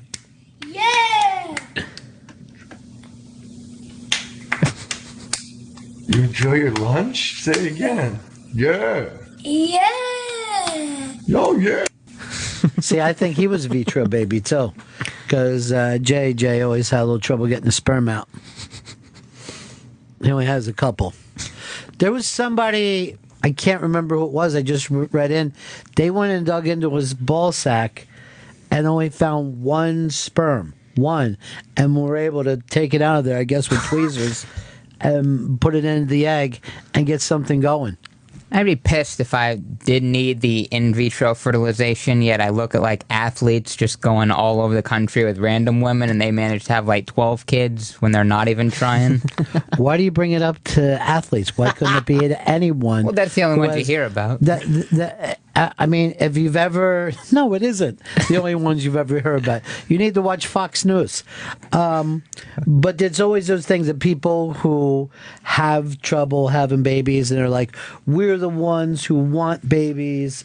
And then you hear about all these people who get pregnant time and time again when they don't want babies. And it is very, very sad. But no one ever said that it was based on merit. You know what I mean? It's just this weird luck of the draw. Now we have gotten around it, and we have little science babies. Little science babies.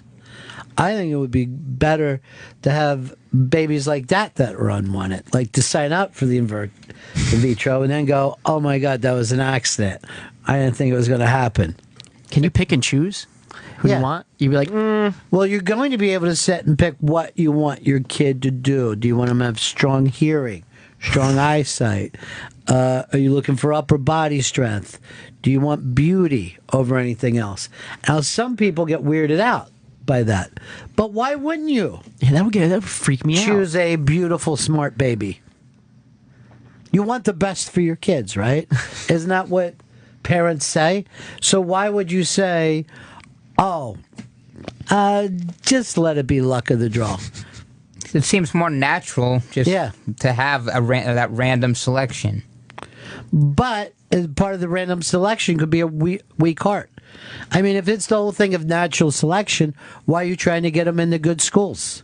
Why don't you just say, hey, let them try to fucking figure it out like cavemen did? It's the interaction. I think you that's always choose fun. that they just not be mentally challenged, and then the part of growing up. But on is, what level? No, like autism or I would Down look at syndrome. you and say or, that you're mentally challenged. Not mentally You are. Look at your ability with logic, or the fact that you go into the other room and bark and do stuff, or when you know that you're on the bubble with stuff, and then Fez catches you, making memes. And how many times have I talked to you, Shelby, and you promised me it'll never happen again? Several. Several meaning how many? I really want you to know. Dozens. No, you see dozens as several? Because that seems mentally challenged. But as many times I'm trying to help you, and I've done it here with these guys, with the boss, you find yourself back into it. Or somebody else say, I heard Shelby barking in the other room. I would have loved to go back while you were still in the egg and fix those things. Fix, like, specifically, or just, like, eliminate me totally? At least down to the point where you could follow the conversation and know that it's not about aborting you. Right. That you would be able to say, I'd be able to fix these flaws in your personality and help you. Well, a parent wouldn't want to do that for a child. Well, let's say it with you, okay? Okay. Would you want a kid that would knit? Yeah, I would definitely want them. So that would be one of the things that you would put in over math skills. See, it's an interesting scenario, but I feel like I would, because personally I'm not great at math, so I would rather give them the math skills, and then I'm sure they would be able to learn the knitting skills to follow. The future would be so much better for you if you could do math than anything else. You know what I mean? Like right now, engineering seems to be the job, and yet you're not going to stand any chance. I mean, we're getting robots, right? And we're getting drones, and you're good at knitting. I mean, the future, you just failed your internship, a radio internship. On top of the knitting, I want Anthony to feel better about himself. I want him to be the only one who passed this semester. He's been through a lot. You and V, no. Listen, don't V will be down here in 15 minutes if you keep saying that. She'll be you beating guys down are the door. afraid of V, huh? I'm scared shitless of V. Why? What has she done that scared you? She just looks like. First of all, she's got that ghetto like. All right, she turns racism. it on. She turns it on. That's racism. She's like she'll be like, hey, what's going on? And she'll be like, yo, you know what happened one day? Shit. Yeah, she I does. want to talk about this, but so it's like that scares the shit out of me a little bit that she can just turn that on and off. Yeah. You just turned it on and off. I don't know, but she like I'm from like Nutley, New Jersey. First of all, can I just tell you something? He's been through a lot. You ever make another crack like that again, I'm gonna snap your neck like a breadstick. God, Anthony, you're an A student. Everything's great. Now I lost my train of thought. Oh, God damn it, Shelby. No, but she's got like, and I really think she can beat the shit out of me. Yeah, if it came down to it. I know she can. Him, forget it. You're not a fighter? No, okay. definitely not. Words. I use words. I know that. I remember where your words out on the street. I'm sorry. Exactly. You witnessed it. I'm sorry. Queen Elizabeth says she makes pretty ginger babies. And then she wrote hashtags egg to sell. As long as they're girls, everybody loves gingers, but it's hard for boys. Here's my buddy John in Mass. Hey, John. Hey, buddies. Hey. I'm going to boycott Walgreens and CVS because they've both come out against cigarettes. Hashtag smoke 'em if you got 'em. Smoke 'em if you got 'em, Johnny. Peace. Kevin, North Carolina. Shelby, what the fuck? You're getting rid of all the autistic people That's pretty through your offensive, genetic manipulation? Yeah, I think you'd decide if you could have an autistic kid or not. You would decide otherwise. But so, boom, there goes Kanye. He's gone. So Fucking why would you limit it to that if you're going to be okay with you choosing certain things? Why would it be other traits that you want to leave up to the fates? Look at like tons of famous comedians are just like sort of crazy and out there. Look at tons of famous inventors who are autistic and famous actors who are autistic. Yeah. I think President Taft and Polk. Taft and Polk were probably both fucking autistic. Autistic people have done some pretty amazing things to push the species along. But where would your thing? How high up would a sense of humor be for you, MK, when you're picking out your designer baby? How high? Out of a scale of 1 to 10? Yeah. I would say an 8. How about whether you could choose a boy or a girl? Would you want that? I would choose a boy. Every single time? Yeah. And that's the date? No. Okay, I didn't know where you're going. It just seemed like you go. Well, because I would definitely want multiple children, too. Right. Maybe like 3. Okay. One of each? Would you want any girls? If anything, only 1. But really, I would just prefer girls. Let me tell you how the world works, and I want to explain this to everyone. I'm learning today. If you want more than one, if you want boys and girls, girls go first. There's nothing better than an older sister and nothing worse than an older brother. So the girl has to go at the beginning of this.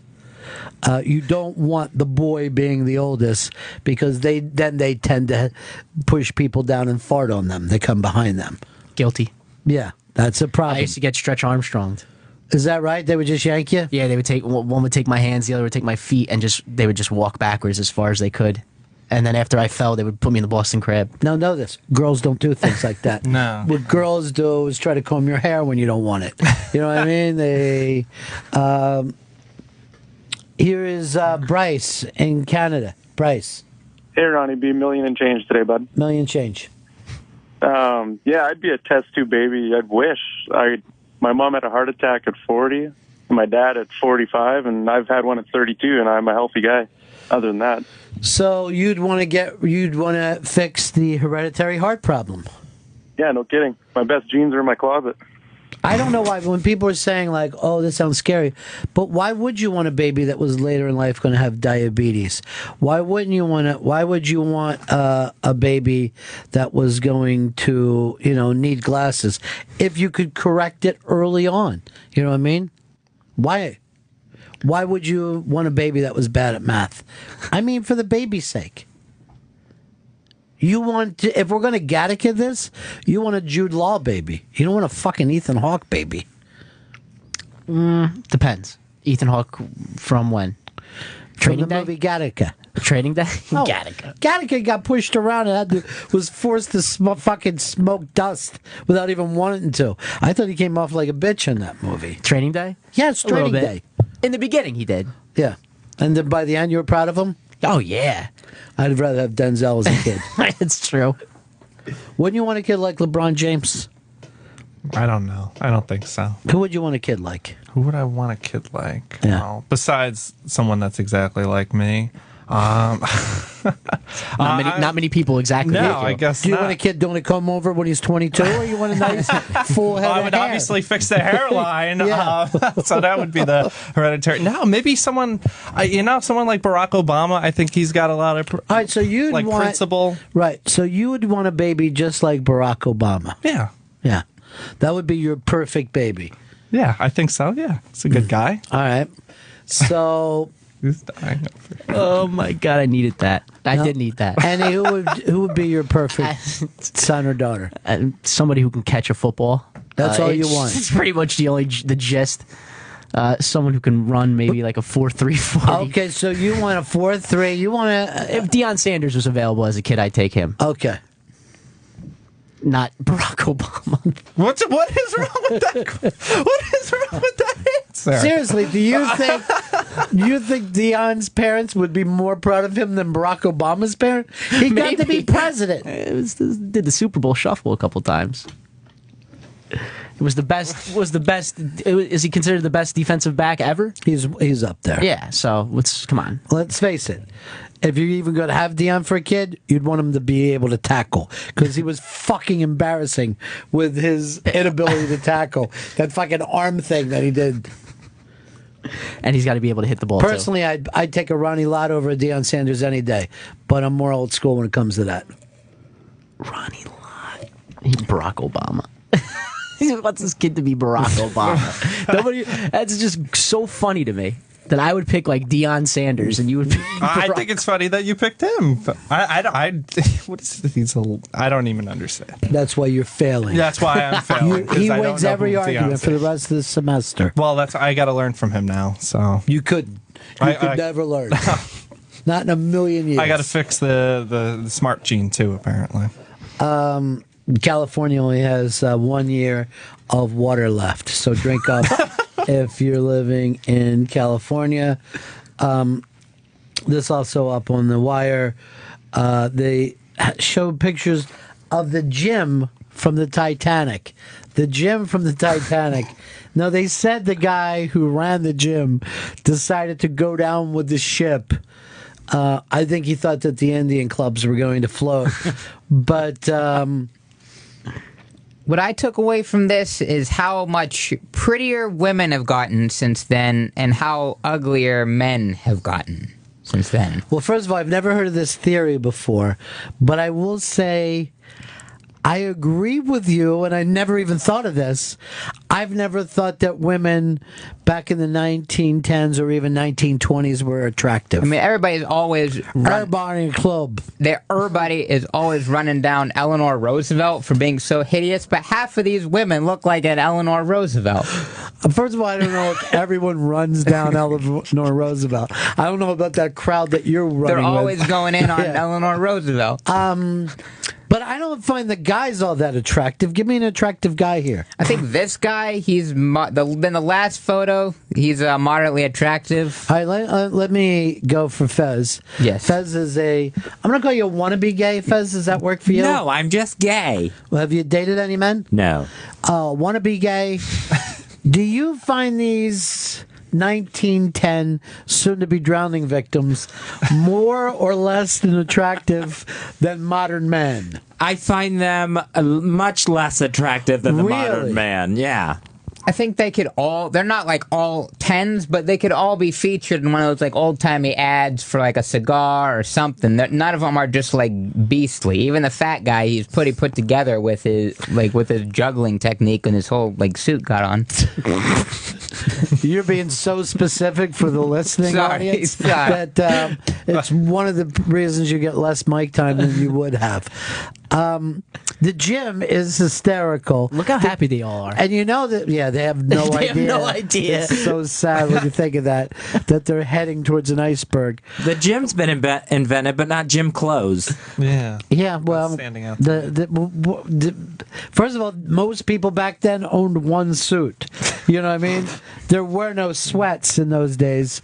I guess there was those kind of gray things that kind of ruled the roost for 40, 50 years.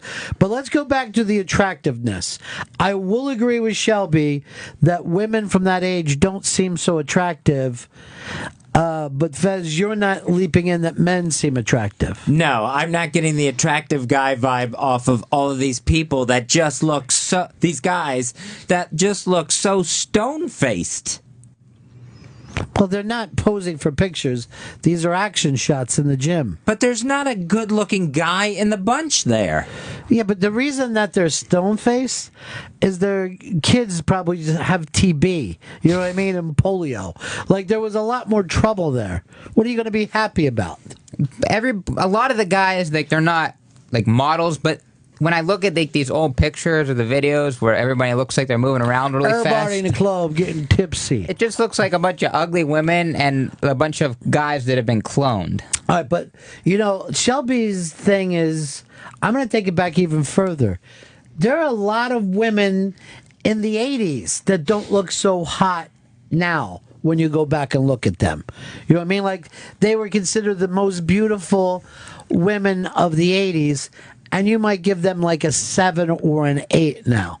Like, I don't think anyone would really find Lonnie Anderson attractive these days. And yet, at the time, she was a big deal. I used to see reruns of Growing Pains, and the daughter on that show, like the first couple seasons, she would never be allowed on a TV show these days. I don't know. There's always unattractive kids on TV shows. I mean, check out Modern Family. You know what I mean? I don't want to run them all down, but here's Laurie in Syracuse. Hi, Ronnie. Hi, Faz. Hi, everyone. Hey, sweetie. I was calling just to say, oh, my goodness, condolences to Anthony and his family. Oh, thank you so much. I appreciate it. And, I was wondering, Fuzzy lost his father. So did Shelby, and now this, and whatever it is that happened to Chris. Is there like some sort of jinx on your show, or? We've always been jinxed. Oh, no. But the thing about it is we keep smiling right through the jinxes. Because you think this terrible tragedy that happened with our number one intern, Anthony. He's a great intern. Yeah, he's the best we've ever had, the best of all time. Is this my mother? Shelby recently lost his dad. Yeah. Fez lost his power of speech. You look over here. Okay, lost his hair. That's true. And also ended up failing this And failed, so semester that's a loss. along with V. And I don't care how ghetto she gets. Fez, One question yeah. for Shelby. Does he know that it's not especially? No. And when he grows up, that he'll say especially instead? Yeah. Like a He grown says, up? everybody says that. Oh, no, they don't. Kids do. Thank you so much, sweetie. Bye. See, people care about you, Anthony. Yeah. Trust me, my phone is still going off in my pocket. I'm not going to answer it, though. Okay, you're so popular. Is that what you're trying to say? Yes. You're the most popular person who's I'm the ever most lost a brother. I'm the prettiest girl in school. Yeah. I lost a family member and didn't hear from anyone. Did I ever tell you that I was in the hospital once and Fez didn't even visit? I heard about that last week. Yeah. I could 2 weeks see ago. his apartment from my room, and I'm not making that up. It was probably rough for him. I don't think so. Seeing you like that. I don't think so. Oh, like that would meant mortality for him? Maybe. It's like when Big Bird lost Mr. Hooper and was like, now who's going to make me my lunch? Like, shut up, Big Bird. Stop making this about you. And then they said that's what babies worry about, though. So Big Bird's a fucking baby. John in New Brunswick, how you doing? Hey, good. How's it going, guys? That's none of your business, John. Oh, you're sounding great. So I just wanted to plug my web series, if that's all right. Yeah, go ahead. Okay, it's called Blimey, an Englishman in Atlantic Canada, and it's something I'm doing. It's just me and a comedian named James Mullinger. He's from the UK, and he just moved up to Canada last year. Mm-hmm.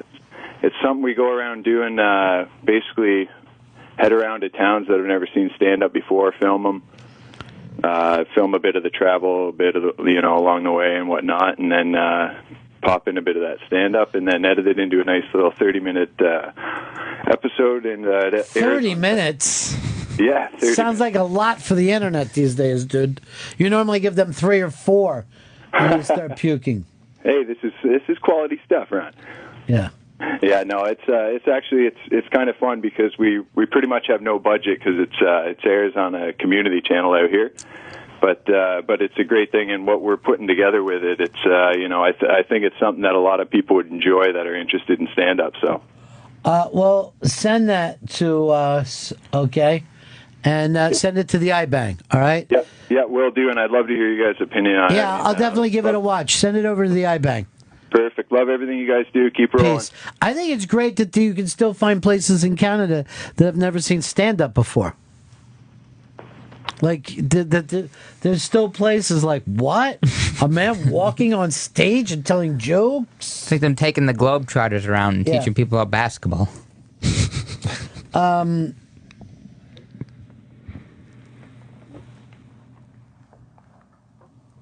No. I'm not going to do this one thing because it'll only make Fez pissed off.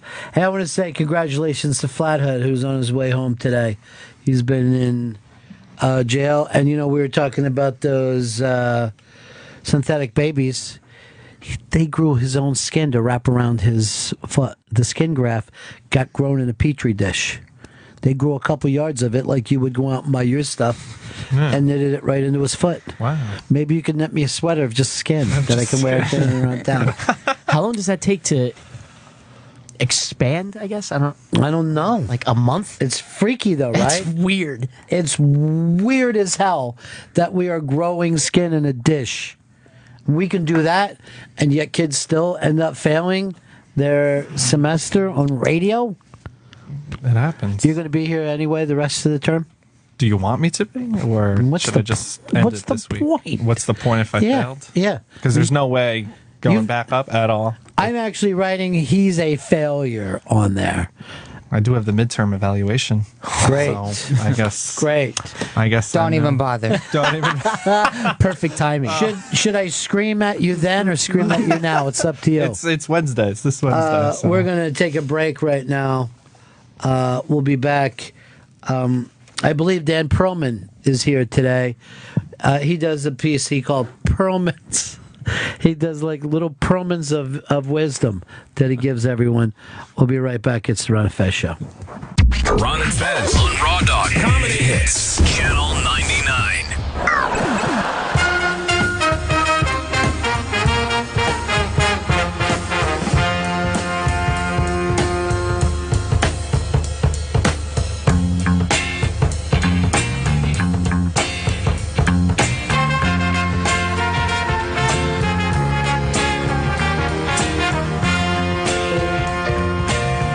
Yeah, buddies, it's the Ron and Fez Show.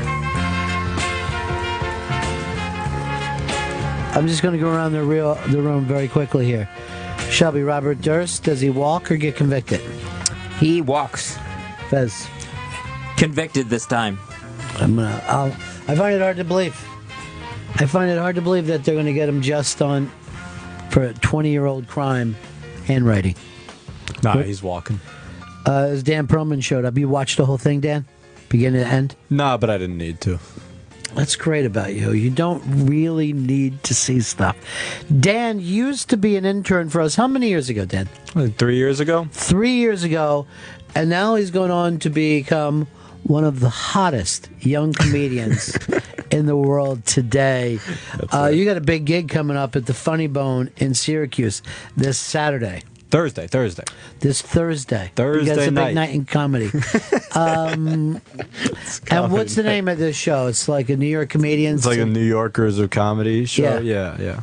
No, Syracuse doesn't consider themselves New York. New Yorkers, I guess not. Or Are you all? Are the New York City comics all traveling together for this?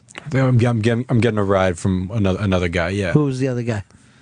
This other guy, Aaron, who I think lives up there, so he's driving me up there. All right, so you and Aaron are going to go up. Yeah. You're going to headline the gig, and then you're going to hit Syracuse and do it right. I'm going to do it right. Yeah. I'm going to show them the New York way. Right, and then you looking to pick up women? No, I'm good. I got a girlfriend now. So. Oh, is that right? You got a girlfriend? She's not listening now, is she?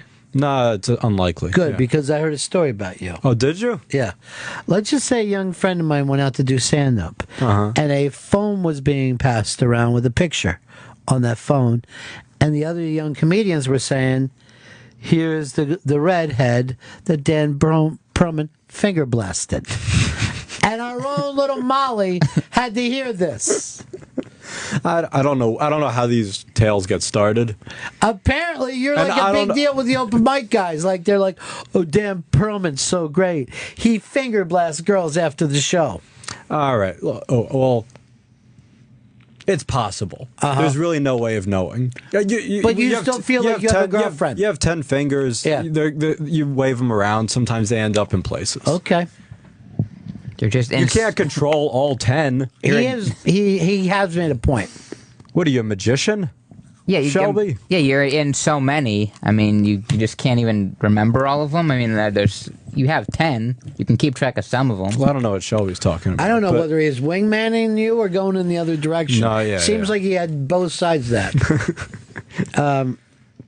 Dan. Yes. I keep hearing from two people, Dave Attell. Yes. And Tom Rhodes. Well, yes. And also Big J. Yes. Who were all disappointed that you did not do stand-up. Oh, my God. At the Thanksgiving show. What a setup for failure that was going to be. But it would have been the kind of failure. There is no way that would have gone well. This was at the Thanksgiving thing. Yeah, is that the last time we saw you? I think so, yeah. I think so. Wow. It's been a fast winter. I don't care what anyone says. It soars by. Yeah. Who's saying it's been slow? People lie, man. It's a good point. I'm trying to figure out who to do. But It's some been people are sore and complaining. by. But that was such a setup for failure. But it was a kind of failure. It was after everyone had eaten. Yeah. So after everyone eaten post-Thanksgiving meal, Yeah. when everyone's dead and tired, and it's a setup where you guys are all talking and having fun, and then you're going to bring me on for 2 minutes. Here's what happened. To stand up. You came up to in say front something. Of in front of multiple exceptionally funny comics. Here's the thing. Do you remember who came up with the idea of that? It was Tom Rhodes. Yeah. Yeah. So the one guy who I'd never met of all of them. And he's who the I guy. don't know at all. He's played every continent. You know what I mean? Like Tom Rhodes is the road dog of road dogs. Right.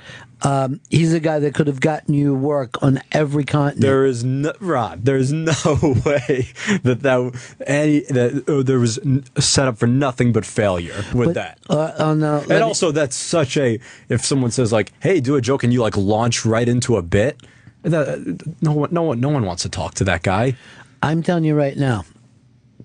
The reason why Rhodes wanted you to see that, and the tell keeps bringing it up to me, is because they would have liked to see you how you handled yourself when you took a little skin off your nose. I think you would have leaped. I think you would be friends with those guys right now.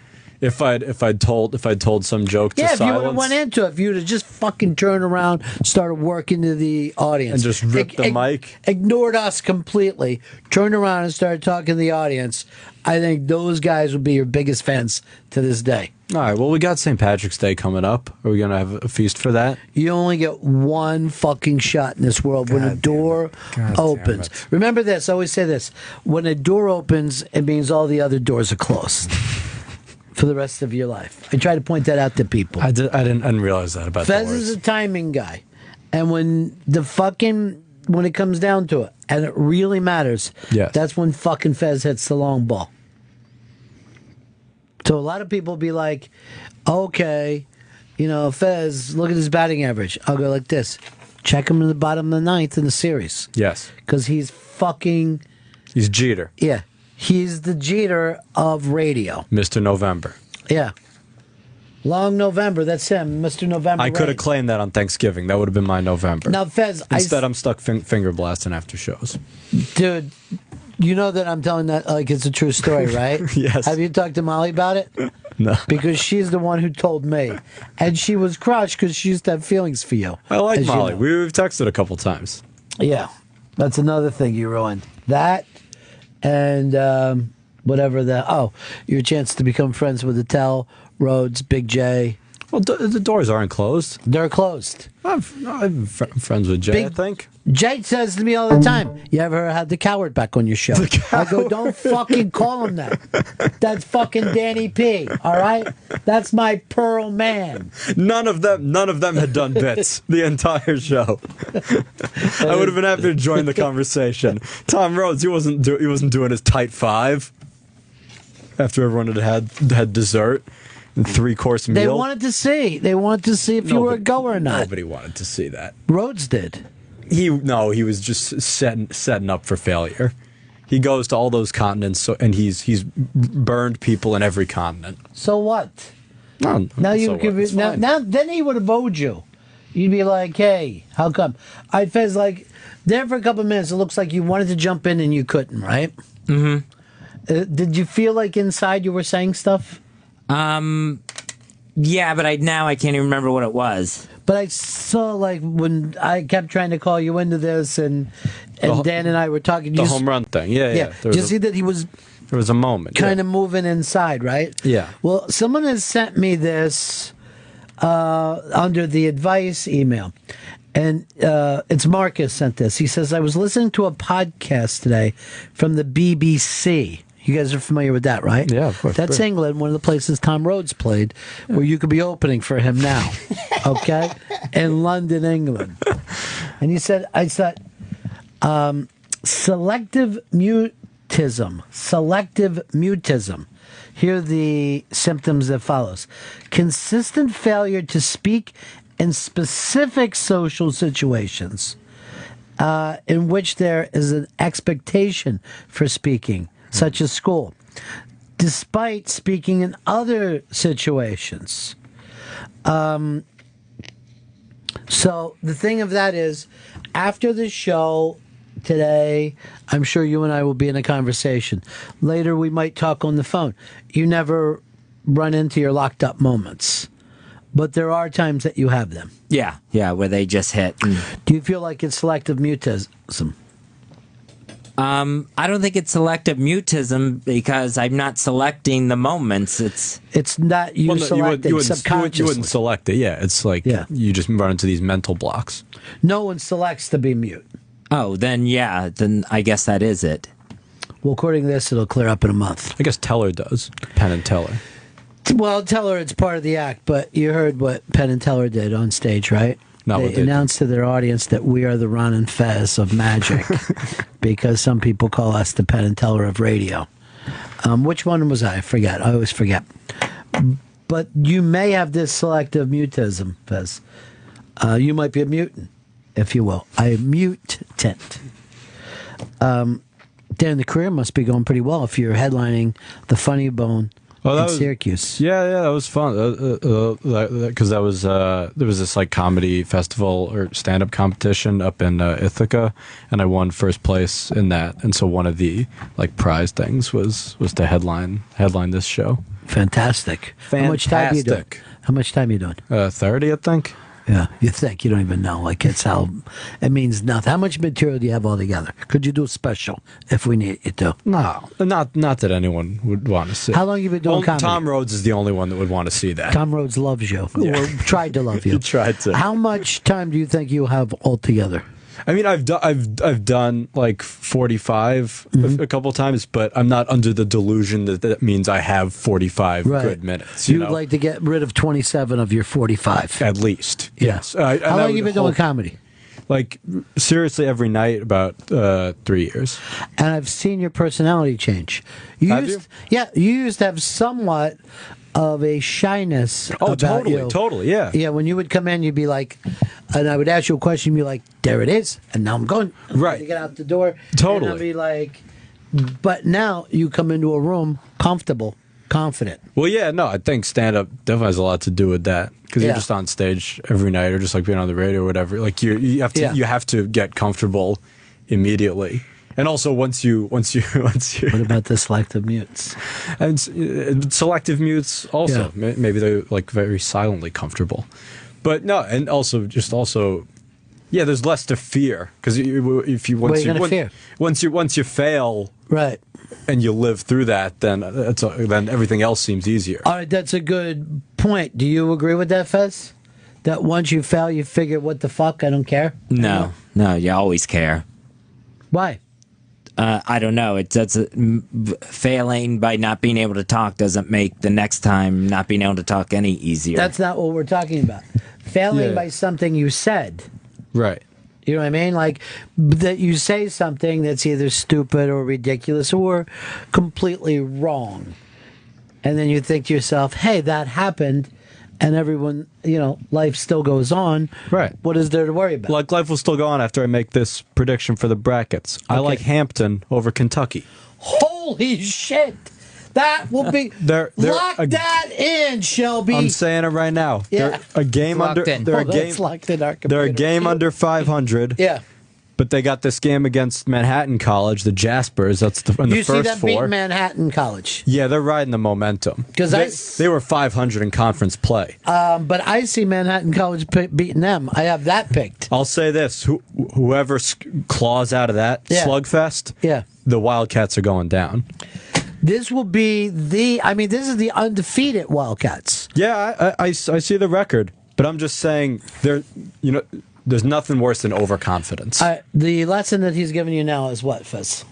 You can say outrageous things and it's not going to bother people. That's a good, truthful answer of what you've done. That's also a great basketball pick on my part. But okay. And see, he's still going with his angle. He's still going with his bet. He doesn't care whether he's being truthful or not. He's staying there.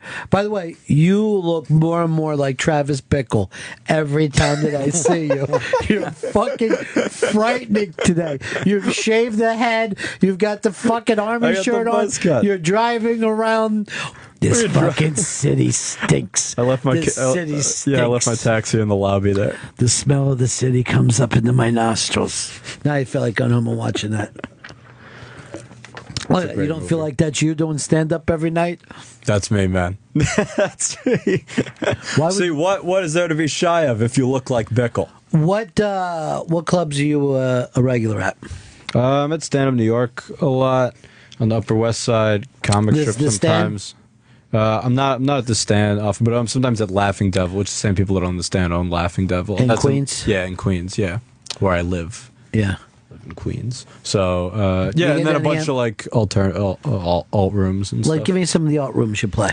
The Bar and Matchless, like Broken Comedy in Brooklyn. What happens there? It's an old mattress factory. You go in. Matchless, not mattress. People are fucking building mattresses, and you're just doing like 10 minutes for them. Did you ever notice when you're putting together mattresses? Look up here, everybody. Yeah. You get people comfortable. That was why I couldn't do the Thanksgiving thing. It was like everybody was on a mattress. That's how relaxed and tired they looked. That's why I couldn't do that. We fed the entire audience turkey and mashed potatoes. It was a 4-course meal. Yeah. Of all this stuff. Let me tell you, because I haven't talked to you since then. Yes. The fact that so many people that were interns came back for that show. Yeah. It really gave me a Mr. Holland's Opus feeling. I can't. Right? That must have been. I can't tell you how nice that was. That was great. That must have been great. Yeah. No, that was cool. It was cool to see. It was really a fun night. And there were people like fans and stuff who showed up. Yeah, the fans were there. Great comics. All were let down that you wouldn't just do a little stand up. I was sitting at a table with a fan who. Like, he didn't recognize me, but he tweeted "fuck you" at me once, and then he was like, "Oh, Dan Perlman," like he was super nice in person. They never care. They never care. He was the nicest, but then they will just go like this. You. Remember when I said you were the worst fucking thing ever? Can I get a picture with me and you? How you doing? Yeah, that's great. They never mean it. It's not personal to them. Now that you've been doing stand up for 3 years, yes, give me your 3 best stand ups working today. Boom. End of this story. 3 best people you're saying, this is what I'm gutting for. Bill Burr. I would say. Louis has to be there. Hannibal. There's so many guys. I mean, in the city, in the city, there's so many. There's Big J. Give me a West Coast Ted guy. Alexandro. Give me a West Coast guy that you really admire. One West Coast guy, because you fucking New York guys are so annoying with that. You don't give them any love, and then when they come here, they're like, I don't want to be. I don't see them as often. They're like, I don't know if I'm even comfortable in your Bill Burr town. lives out in L.A. He's a New York guy, though, isn't he? Yeah, I guess. By way of Boston. Oh, he's Boston, yeah. He's Boston first and foremost, but a lot of people are. Who do you like out in L.A.? Don't worry about me. I'm just going by you. I don't know who everybody is. I can't sit around and do your work for you. No, that's true. I was hoping that you would say Tom Rhodes was your favorite comic. And I could send this to him. He's not an L.A. guy. He's a planet He's Earth. Mr. Universe. Yeah. He's doing 3 days in Jupiter. Are you never in the mood to watch Taxi Driver? No, I watch it any fucking given day. I can. My friend just told me, he said that apparently the most that Schindler's List is the most common movie that's in someone's Netflix queue. Is that right? But never watched. Everyone has it in their queue, and no one's ever in the mood to watch Schindler's List. By the way, I wanted you to notice this: IFC runs Reservoir Dogs, In the Pulp Fiction, and then probably a 7 or Fight Club 24 hours a day, breaking them up every once in a while with a Mark Maron or a Portlandia. It's fucking crazy. I'm not even making that up. Now that I've told you, go in and look some weekend. It's running around the clock, and they just throw the fucking ads in it. Pulp Fiction, Comedy Bang Bang. Yeah. Pulp Fiction. Pulp Fiction again. In case you missed it. Yeah. Sounds like the perfect lineup. It is the first time you see it. Finally, But you Must don't See want that TV every is day. back. Look at him just fucking typing away. Oh, I'm going to see if it's true. You put it in the I'm record. going to see if it's true. Look, that it is true. Oh, look, everyone! I have it on my computer, so I know that it's true. Dan Perlman headlining the New Yorkers of Comedy show at the Funny Bone in Syracuse. It's just two guys. No, I think there's like three or four people. 3 or 4 people at Dan J. Perlman, at Dan J. Perlman on Twitter, funnybone.com for tickets. Here's some of the things that happened last night at South by Southwest. Amy Schumer's movie getting a lot of buzz, a lot of great things being said about Trainwreck. Also, some good things being said about Spy with Melissa McCarthy getting back together with Paul Feig. Cool article up there where Jimmy Kimmel said he wanted his show canceled in the first season. An unbelievable Josh Brolin surfer rescue. Wayne Rooney knocked out in a boxing match. Here's the interesting thing about that. If you go back and watch it, you can see how people get killed fucking around because he falls and hits the back of his head, and you see that he's so close to a table that he could have ended up dead in a heartbeat just from boxing with a buddy. I haven't seen this. Yeah, watch this. Watch when he goes. So they're just boxing in the kitchen. It's two buddies just fucking around. Not throwing a lot of leather, and he gets hit with that jab and goes out. But look how close he is to that end table where that could have went in the back of his head, and Wayne Rooney, dead man. You think this is going to be a rising trend, like kitchen boxing? Has it ever been out? I mean, it's always been true. there. That's true. You know, I think it would be fun, like if on The Price is Right, when they unveil the like kitchen set that you could win if you just had guys sparring, just sparring back and forth. You had like a beautiful model, and then behind just guys like jabbing at each other. It's like a natural thing. You're like, oh, that looks nice. You're just really not paying attention to the two guys boxing. No, not at all. You just want to bid $1 and not oversell. The thing with the Kimmel thing, I read that I wish I'd seen more of the early Kimmel, because you hear those stories that like you said, like he didn't know what he was doing, and he would just go up there and try to like riff like it was like Regis and Kelly or something. And yet, this might sound weird, but I think I liked him better then. Really? I liked him better before he got his polished kind of. Yeah, I mean, I'd say the same for Letterman. I used to think Letterman was brilliant, but he's been running with the format that he invented for so many years now.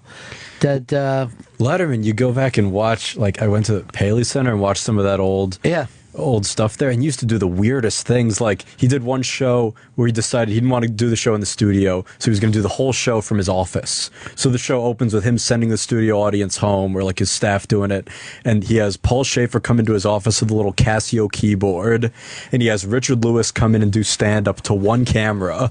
It's like manic Richard Lewis. Like being like, what's going on? And Dave's like, just do your jokes. His show would be like that all the time, and then when that's you moved, great. It was so cool to see that. But when you move to 11:30, you can't, because one little niche matters. Right. So there's meetings about. I think we got to get Dave out of the double-breasted suit. It's a problem right now with him in double-breasted suits. It's not testing. Now, well. have you seen the UFO picture that's up on the iBank? No, I haven't. Yeah. Go over to the iBank slowly. We're in no hurry. And Tim Heidecker, I'm thinking you're familiar with him. Of course, yeah. Found a UFO just soaring. Now, look at this. Go ahead and hit it. There it is, soaring through, I believe, the California sky. And watch, and you'll see a color that does not exist on the planet Earth. Right there. I mean, that was phenomenal. That's great. Yeah. Now you also see the sky behind it change colors, which makes me wonder if it's giving off a type of radiation that maybe doesn't even exist on this planet. Tim's always at the forefront of these discoveries. Sometimes he's even in the background of them. I mean, it's not important to always be it's some peripheral stuff. It's peripheral vision. Yeah, that's what Tim Heidecker has. Yeah, But Eric seems like he never gets anything cool like this. But No. Tim has this out. It is, and while we were doing the show today, the United States Air Force, as well as Homeland Security, says that they've tested some of the things around this, and it's not of this planet. They Right. say they're not saying it's an alien aircraft. They're saying something existed here, That's otherworldly. otherworldly. But for all we know, this could be a comet that's just whipping around in our atmosphere. There's type of auras not known to people. Right. And some of the people that live in the Tri-County area are experiencing bumps on their neck and back that they believe there might be some kind of spider egg inside those bumps. That would explain a lot. Mm. You know? Just in our lives specifically. Sure. But also through history. Oh, absolutely. Like the wars. Yeah. You can't forget them. You can't forget the wars or the fact that no one really knows how the Statue of Liberty was made. That's true. You know, that could not have been made by the people of that time. No. That shows there must be a force in the universe. Yeah. Even when you look around here. The desk, chairs. Yeah. Everything is weird. Well, I've always believed that there's a starman waiting in the sky. What does he look like? I believe he looks like Jeff Bridges from the movie Starman. I believe that he'll look like each one of us, whatever he wishes to take on, but that also has webbed feet. Can take on any shape. Yeah. Here's the thing. I hope Homeland Security finally gives Tim Heidecker its due. Because they've been coasting every accomplishment. They're like, oh, yeah, it's just government work. But it's not. Not always. It's a breakthrough sometimes. And you take it next level, take it to a higher deck. Yes. And that's where you get the high decker. You know what I mean? Like you're not hanging around down here where most things happen. No. You're taking it to a high deck. You're taking it to a high decker. That's all. Fez, I see you with the selective mutism, but I think inside you're screaming right now. I think there's a person in you. Can I say like you referenced me being more quiet initially, and then that's a painful feeling, right? To have that when you are withholding or can't verbalize the stuff that's in your head, and because then you take it out on yourself. You know, you felt like that 3 years ago. Yeah, and like 20 and the previous 20. So all not just, not just 3 years ago. You wanted to express yourself, right? Right. Yeah. But there were just very small instances where I could, like with a handful of friends and stuff, or anyone I had sex with. But here's the thing, Dan. And first of all, let me give you all the credit in the world for making that kind of transformation. You and Fez have shown the same kind of growth over the last 3 years. But the thing for me that's so amazing is now that you're expressing yourself. Yes, sir. But it's so stupid and dull.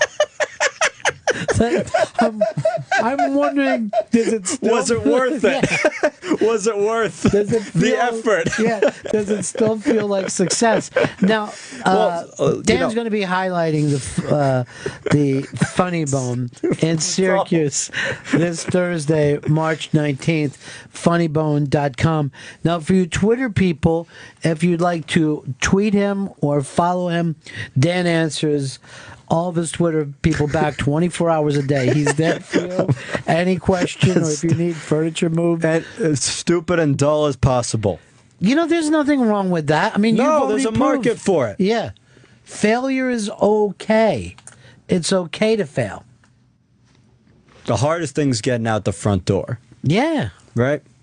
Every day's a blessing. These are all sentences I'm saying. I always say shut the front door when I want to say shut the fuck up. You know? That's like those TV edits that they do. Yeah.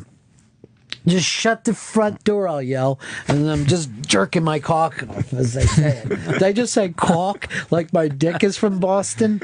There you are. You're laughing with like noise though, right, Fez? Yeah.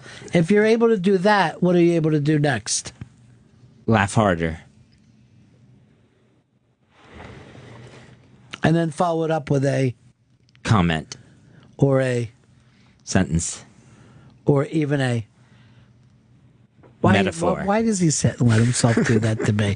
Why would he just say, "Oh, I'm going to fill in fragments for this cocksucker," and it could go on for 4 hours? You were playing Mad Libs. Yeah, it was I know, an easy but- game of Mad Libs Right, that but he thought. yes. You were putting it right on the tee for him. How does he not lay down a nice bunt single? But see, that's the thing. Then he's like, "I'm doing good. I'm filling in the Mad Libs." But that's the step. It's baby steps. Is it baby steps to the car? Yeah. Like, here's the thing. I get baby steps, right? Yeah, yeah. But for babies, not for fucking grown-up adults. That thing is still flying all this time. Well, Tim found a great thing. I worry about him like giving out a government secret. Like What do nobody you worry saw about this. it? Why are you helping the government cover shit up? Who fucking pays taxes? Us, right? That's true. If they're working on shit, we have every right to know it. All right. What secrets do you want to keep? Well, I just think some What things. do you know? Don't worry about what I know. I mean, it's some. I'm going to things say that- nothing for him. Yeah, he knows nothing. That's fair. But do you really want the government keeping secrets from you?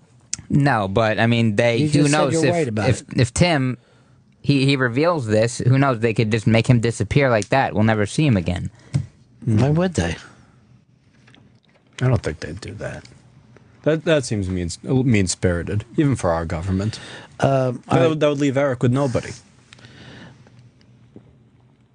Now, what do? You get an email like this, and the guy's asking you to have somebody on your show that Opie has on quite a bit. I'm like, well, isn't that Opie's guy? Do you know the guy? Yeah, I could get him on this show, but I just feel like I mean, the don't guy wanna- emailing you. No, it's just some, Some idiot. yeah, some John. I don't know if he's an idiot. You know what I mean? Yeah, yeah. I was just using that as like synonymous for person.